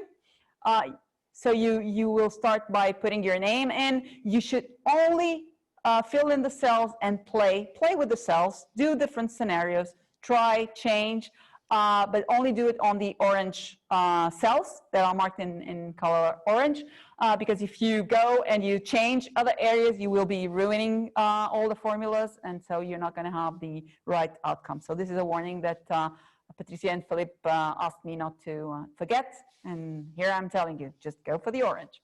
Once you start doing it, you'll get used to that. And so we're going to follow just an example. So let's take the example of the blue sea trips. You should start by defining your main variables and your assumptions. I mean, in your case, you have done it. That's what you have been doing for those last 6 modules. So you should know what your assumptions are, write them or go through what you have been doing until now and make a summary of what your main assumptions are.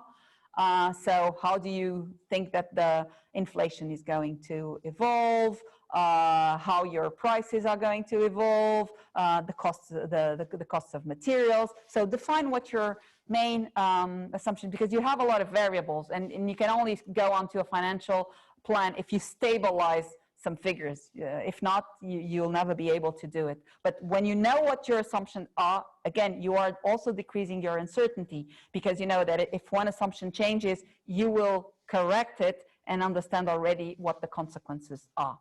So estimate your sales, estimate your direct costs. So the costs that are directly related to your sales. Now you know exactly what that is. You sell a product. What are the costs that are completely in line and necessary for you to perform that sale? Look at personnel expenses. You already had your organograms, and we were looking at some of those. Now start putting numbers. How much do those people cost? Talent is one of the areas that it's most expensive. So you should really control that part very well. And also look at your external service. Where are you going to outsource? You're going to outsource. There's a cost related to that. Look at it too. So in this first level, what we are really talking is about your operational costs. You will also have to know previously what are your investment costs are. So what infrastructure do you need to have and put it inside so that you can build your business on that? The big amount of money, and again, look at the needs to, not at the nice to have. This is absolutely critical, because it also tells you how much you understand the nature and fundamentals of your business. With that, we can go on to the P&L, and we will know what the results are. So in the platform, FabStart has already given you some parameters. So we are looking at an activity, a full year of activity. Pay attention at your initial year. Generally, you don't start your year when you're starting on the 1st of January. You don't start working on the 1st of January. So if you're starting in March, you have to consider that you will only going to have 10 months of activity. So look at that. Sometimes it looks like obvious, but you're number crunching. Sometimes you forget it. And the staff and the FabStart has already provided with some figures around costs on average that you can benchmark and go for that to start having some numbers as a basis. So Social Security in Portugal, the company will, the 23.75% is the amount of disbursement that the company has to support. So a company, if an employee earns a wage of 100, 23.75 will be added as a cost for the company that will have to be paid for Social Security. So the cost of an employer is of an employee is not 100, is 123.75. On the other hand, of the 100 of the wage that the employee earns, 11% will be discounted from his wage, and the company, performs a service to the state, and because it will collect that money and deliver it to the state.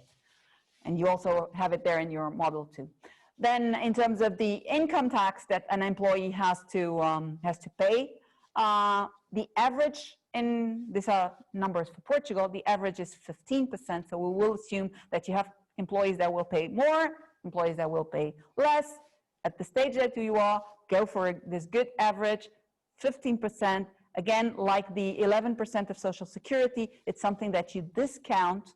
You don't pay that amount of money to your employee, and you pay that service to the state because you will deliver that 15% of the employee's wage to the state.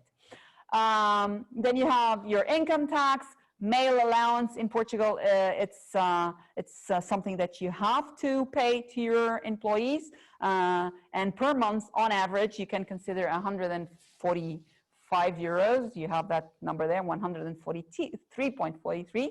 It's already in there. Take that as a good tip. You will pay 14 wages per year. That's a norm in the market. If you are planning for other markets, see what's the reality in there. In the US, these parameters will all be different. But in Portugal, in Spain, I think also in France, you pay 14 salaries because you pay an additional month for vacation, and you pay an additional allowance for Christmas. So that's why in a year you have 14 salaries and not 12. And again, the number of months for depreciation in the first year, independently of where you start, for your management reasons, take 12 months. So think of depreciation as yearly. Don't go for considering amortization on a monthly basis. Take the years. Have a simpler model. So again, here's how you forecast your revenue. So you take the price and you multiply by the quantities. In this case, FabStart is giving us a company that has 3 products to be sold, and you should forecast your sales at the product level. So 3 sources of revenue, and you should define per year what's the average price per unit and how many units are you going to sell. Here is the example already. So in the case of 2020, the example that you have in there is as if the company has started in January. So you have 12 months for 2020, and then of course 12 months for the next year, 21 and 22. And this is the result of a company that sells boat tours, has a price, each boat tour has a price of 350, and this company is planning on selling 10 boat tours. So that's 42K euros in the first year. It's the amount of revenues that the company is estimating for 2020 in the boat tour area. In the next years, it is forecasting an increase in price, as you can see, because the price in year 1 is different from the price in year 2 and in year 3. And if the model continues for more years, that's what you should take into consideration. So consider how much your sales are going to grow or decrease, if that's the case, and consider if you're going to do any price changes. Direct costs. As you have been looking at numbers per product on the price to sell, look at the costs per product. So you will have a unit cost. One boat tour will cost, let's see how much. The boat tour in 2020 that we were charging 350 euros per tour, in fact, as a cost per unit of 15 euros. So you should also consider that. That's not an estimate now, that's more than an estimate because you have been to the market and you know what's the cost to produce your products. So it's no longer an estimate, it's a very accurate cost at this time in the program. And once you add all the products that you're selling, you will have your total revenue and your total direct costs. Just let me go back because there's a very important result here that you should know, which is what is called gross margin. Your gross margin comes from your revenue costs less your direct costs. In the end, gross margin is the margin that you get from your customers once you withdraw all the variable direct related costs of the product. And gross margin is very important because the higher the value that you can get from your customers, the more you can invest in your business to make it grow. And the more profit you will be allowing your stakeholders, your shareholders, and yourself to have, the more you can manage your business with your own resources, of course. So gross margin is a very important target to set. Personnel expenses. You have already been through the organograms, so you're in a very good position to know how much your personnel is going to cost. So you should look at every role that you have, look at the gross salary that you're going to pay for each of this position, and at the number of employees that you are going to have per function. And with that, and all the metrics and references that FOBSTART is giving you, like the amount of money that you're going to pay for lunch allowances, how much is going to cost for Social Security, you can now go and know exactly how much your total cost of personnel is going to be. So very easy. And you have to understand here two areas. One is how much it's going to cost. So the total cost of personnel that you have there as a result of the full sum from the salary, Social Security, liability insurance, meal allowances, and other costs, other personnel costs. For instance, training. You should think of how much and if, hopefully so, you are going to spend per person on training. If you want to build your business, you have to invest in your own people. And so with that, you know how much it's going to cost. On the other hand, you have, and this is the last part there, personnel tax retention. As I've mentioned, on Social Security and on taxes, the company has to provide the service to the state because you will withdraw money from your employees, 11% on Social Security, and the amount on their personal income tax that you're going to collect. You will add to that the 23.75% of Social Security that the company has to support and pay, and you will deliver it to the state. So you have to take those into account for your cash flow because it's money that you will have to deliver to the state. Make sure that you control your taxes and your Social Security, your obligations very well. And here's where, in the daily basis, you should have an accountant to make sure that you're sticking to what the law of your country asks you to do. External services and supplies, ESS, generally that's how it's presented on your P&L. It's all other expenses. And you have already a list there of different external services and supplies. So it's everything that you will be paying, all the invoices that come in that will have to be paid, water, electricity, your attorneys, your accountants, your tools. So make sure that you have a full list of that and that you know exactly how much it costs. And here it is.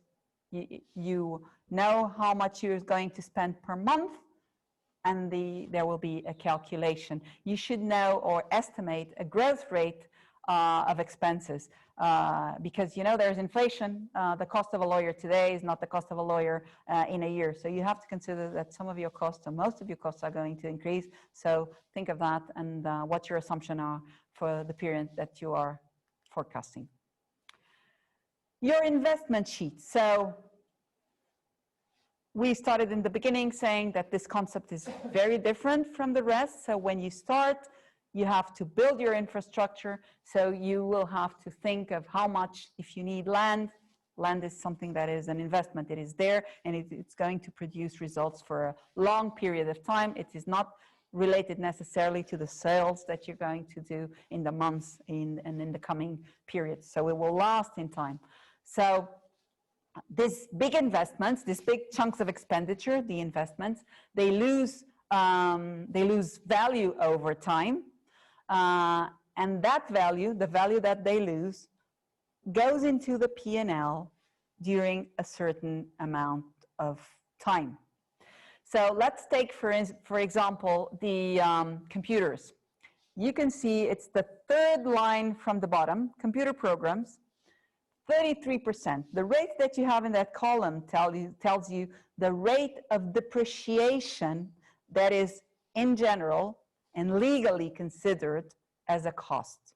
So let's take the example of a computer. You buy a computer today, it costs you 100, let's say. A computer is estimated to have a life of 3 years, okay?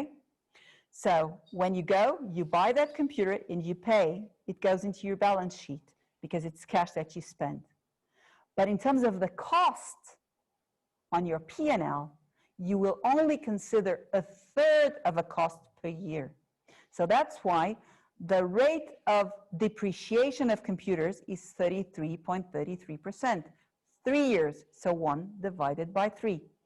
You can input the rate of depreciation of all your investment on a yearly basis. So if you buy a land has, if you look at 2%, 2% depreciation is the amount of cost in a year that you put on your balance sheet. That says that a land is considered to last for 50 years, okay?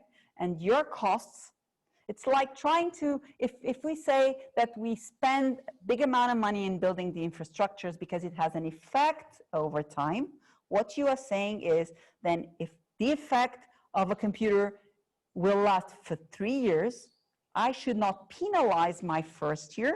And if it lasts for 3 years, every year will be having its fair share of the cost. And here you also have the rates that you should consider.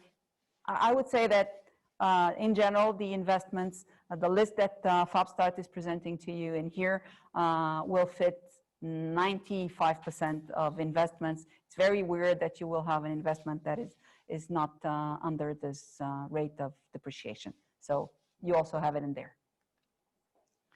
So on the platform, put the name of the investment, the type of investment, and then go to the table before, see what the depreciation is, and you will have how much of the cost you are going to input per year.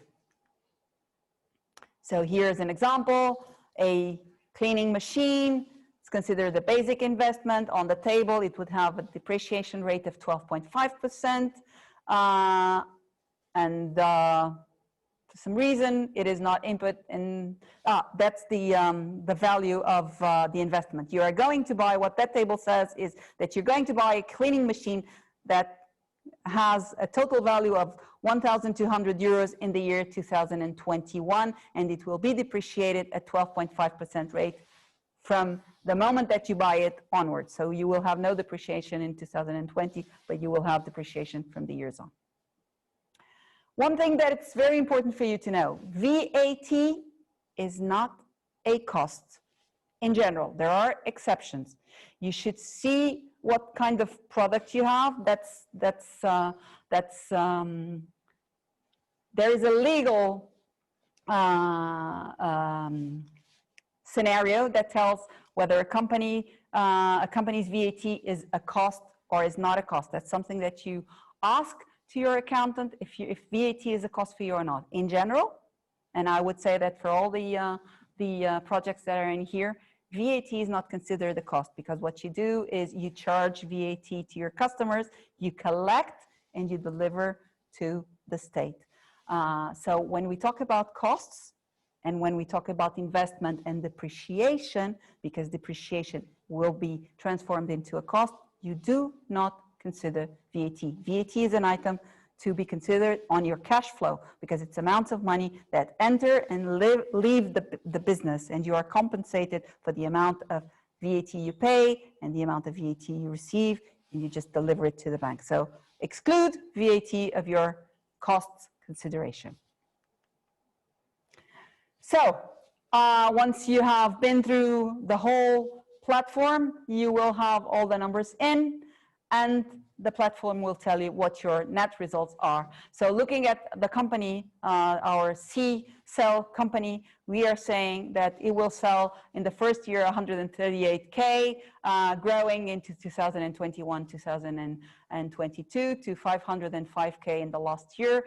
It will start by producing a result, a negative result in the first year of minus 3,887, moving on to a considerable profit in the year 2021 and 22. If you put your numbers in, you will know exactly what your business is going to give you back and your investors. So very easy, go onto the platform. If there are any questions, we'll be here to help. So for the homework, it's exactly what you will have to do. Develop your financial plan, and the template is available at the Academy. So, and a big part of the work is being done for you because you already have inputted the main variables that you should work with, like I have shown you: Social Security, average amount of spending per the main items, your depreciation. So very easy, and you will see now how much your business is expected to give you back in the next 3 years. So now you have your business plan. Now let's talk about financing, raising money. A company starts at this moment. You start by doing a basic research, you apply your research, you do your MVP, you have your proof of concept, you target your market, you have your prototype working, you start building your team, exactly the work that you're doing, there's nothing new. You start building your team, you do your supplier contracts, you move your prototypes into production, you establish your contracts, you have your product ready, and you start selling. On the funding, it's a different issue. Once you start, you will have to get your own money because, as you've seen, it costs. So once you have started, and on the basic research generally, the most favorable area to get money, and during the breakout sessions, we were also thinking and talking about that. If you have a big amount of investment, you should really look at research grants, particularly if your business is very much R&D related. And you should look at the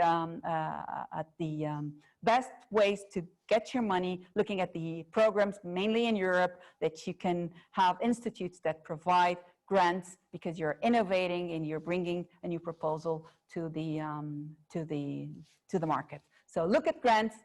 In general, investors like angel investors, VCs, they have to be very specialized to go for big investments, particularly if they take too long to get to the market and to get results. So that's the areas that you should look at: research or development grants. Then when you go into your proof of concept, you have your own money, or you have some pocket money, and you have people around you that can help you start your business and grow, so that you can then go and present it as a sounder proposal. So the initial cash up to 500K, you should look at friends and family and at your own money to finance your initial start.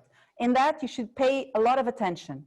Treat your family and friends as you would treat your investors. Be professional with them, because if there's one area that you don't want to have problems because of misunderstandings, is with your family and your friends. So go through contracts, make sure that your expectations are set, and sign documents.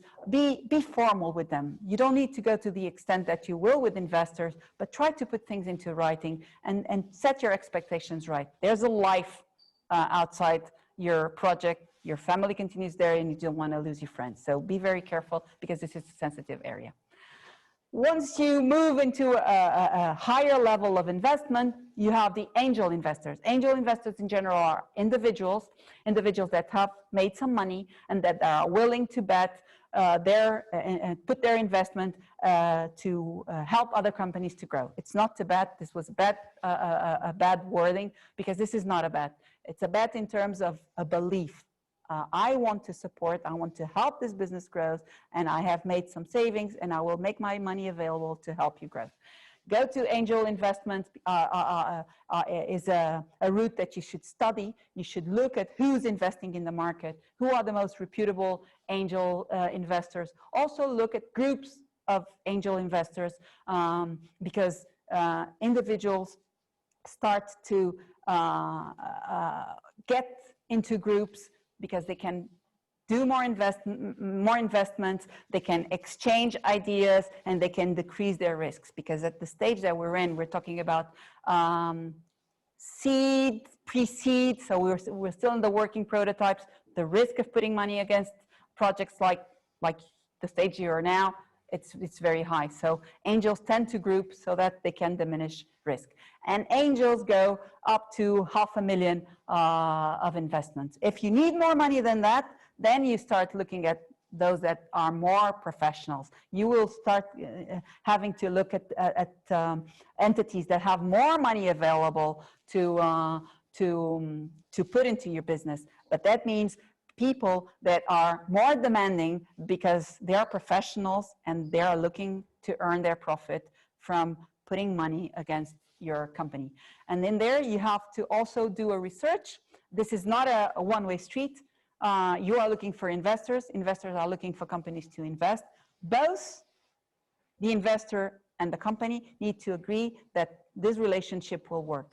So my advice to you is do research, understand who's in the market, understand who are the entities that do early stage investment, because the rationale is different versus the ones that invest in later stages where you are already into production, where they are betting more on the growth. So understand your market, know who is the most appropriate entity for the amount of money that you're looking for, who knows the sector that can, where you are investing and that can put more than money. Because when you're building a business, you need money, but you need smart money. You need people that will help you, that will be shoulder to shoulder with you and help you get new customers, put their network to work with you, will help you on the recruiting, will help you on building your strategy, will help you on brainstorming on new areas, will help you on entering new markets.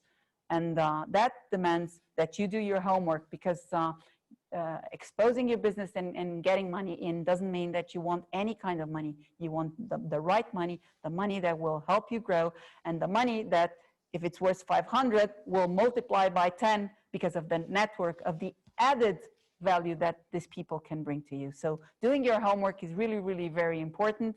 Don't get attracted by the first entity that can provide you the money. Make sure that there is a connection, that the values are the same, that you have some alignment in the way that you look at the market, that are the entities that can really help you achieve your targets. When you're growing, then we will be talking, when you have a more mature business, then you will be also looking at other kinds of entities that will finance bigger amounts of money. We would start at 2 million, like it says in the chart, up to 50 million. And also you will be looking at other ways to finance. You will be looking at debt also. That's a moment when you already have a sounder business and you can look at other areas of financing apart from the venture capital kind of entities that are more suitable for the startup area. So the value of that has to do with the availability of resources and your needs for cash flow. When you're starting a business, you need a lot of cash flow because you are investing, right? And you are not still growing your business to self-fund. So you will need a lot of money. The more you go into your life, the more money you will need, and you will start generating some growth. Yes, you will, but not enough. So the amount of money to finance growth will be growing extensively. You will need bigger teams to develop your business. You will need more professional suppliers that can give you bigger amounts of materials to produce your product. You will need bigger investments in marketing. You will need bigger sales forces. So your needs for cash will be higher, and the cash flow that you will be generating is going to decrease because you're investing. Okay, you are not generating enough money. So the debt valley will accompany you until the moment when you really start growing your business and making money in being able to support the finance that you're doing. So it's called debt valley because that's where you lose your cash. That's where you really need to make sure that these people, your friends and families, your angel investors, the venture capitals, the private equity are there and are willing to finance you, because as you see in the chart, the amount of money that you need is higher than the amount of money that you generate. So once you start really growing into serious levels of growth, you will generate and you will need less money because you can walk on your own, but make sure that you know how much you are going to need to pass this critical moments that you will need to finance your growth. So sources of financing will be very quick. Equity. Equity is when you go for equity, you are giving away your business. They will be your partners, right? You're not loaning. The people that enter your business on equity will be your partners and will be your partners for life.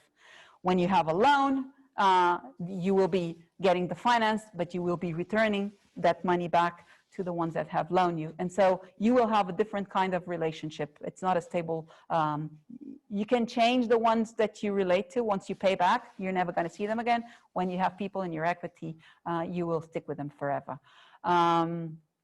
So make sure that that you're very careful when you choose, particularly the ones that go on equity. So we have already mentioned the different kinds of sources of finance, the ones that you should be looking at the stage you are. You will start looking mainly at angels, so friends and families and angels. Those are the ones that you will need to pitch. Do your search and see who's best. Banks are on another level. Banks don't like risk, and you're still a very risky project for them. They don't have that nature. They always want some securities. They will ask you for guarantees, and you're not at the stage where you should go for guarantees. Forget about giving collaterals. Don't even think about that. The risk is too high. Don't go to the banks. It's not the moment to do it. You will only be on a good moment to go to the banks when you have the credibility and they're willing, and they understand that the risk of lending money to you has decreased. So at the beginning, the risk is everywhere, on the technology, on the team, on the market. The moment you start growing, the risk moves more into the market and your capacity to generate and to generate growth and to have traction. You should be raising your money in chunks. So don't go for too much money than you need. Go for the money that you need for these chunks of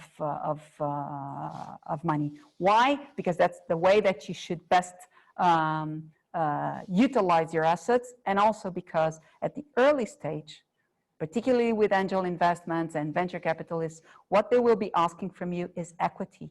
And equity is worth a lot. It's your business. The more you give now, the less you will have. And also, the more you give now of your equity, the more difficult it will make for you in the long term to raise more capital, because investors want the founders to have a significant amount of the business, because they want to make sure that they are really involved. So be very careful with the amount of equity that you are willing to give away. So look at the milestones. We have been always talking, also talking about these milestones and the risk. We have also talked about that. And seriously look at bootstrapping. If you can bootstrap, do it. Bootstrapping means putting your money against it. Not only you will be saving if you believe in your equity, and if you can, because bootstrapping means that you have enough money to do it, put your resources in. The market will understand that you're putting your resources in and will give you a lot of credibility for that, because you're telling the market that you believe in what you're doing. But you also will have to be very careful. First of all, you have to have the resources. And bootstrapping has a lot to do with your personal life. Think about the implications of your family. How much can you really put in the business? And when you bootstrap, you have to be very efficient with the costs. Start selling as much as possible and take very good care of your costs. Don't push your costs too much.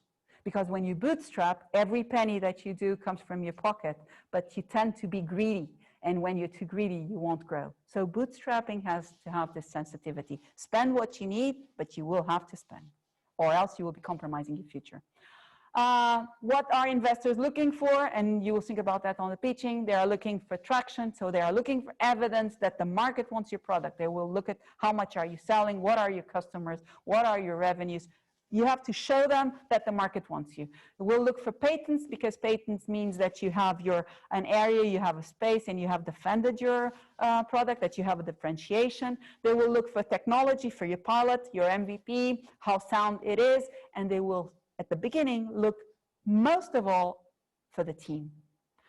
how experienced, how complementary, how much does the team know about what they are talking about? Are they complementary? Investors like to bet on a team, on a high caliber, talented, driven by success team. So at the beginning, at the stage where you are, please make sure that when you come to talk to investors, you have a good story to tell, and that you know how to sell your talent and what you're able to do, because that's what you're looking for. So investors are looking for a return, and so they want something unique that can have differentiation and not be, and have a space with less competition. You have to show that you know what you're talking about. Investors like big markets, businesses that can grow. Create FOMO. It's very interesting. Fear of missing out. Make yourself bewildered. Okay? Make investors want to invest you. So make them think and believe, because of the story you're telling, that you have a compelling future and if they're not amongst you and in front of you, and if they don't put their money with you, they will be missing a good opportunity. But you have to study and you have to prepare when you go and you talk to an investor. Attitude is a big part of it. So be so good that they cannot ignore you. Let them leave and say, I will have to talk to them again because I want to be part of that future. That's basically that. So getting the funds is very important, but it's only one part. It's not because that you raise money that you are going to be successful. You have a lot of balls in the air and you have to learn to juggle with them. So we've come to the end. On your assignments, you need to please complete until your next boot camp. Revise your business model canvas, complete your financial model, continue your validation process. That's something that you're going to continue for years. Prepare the lessons learned and presentations, book your mentorship sessions, and prepare your pitch deck for the pre-pitch on Thursday, the 27th. Patricia and Philippe will be here in the same Zoom link tomorrow from 3 to 5 p.m. Lisbon time. It was great to be with you. Thank you very much. I want to also thank AV Connection for supporting us. Without them, I could not be here, and we could not have all these facilities. They've been great. Thank you. Bye. Thanks.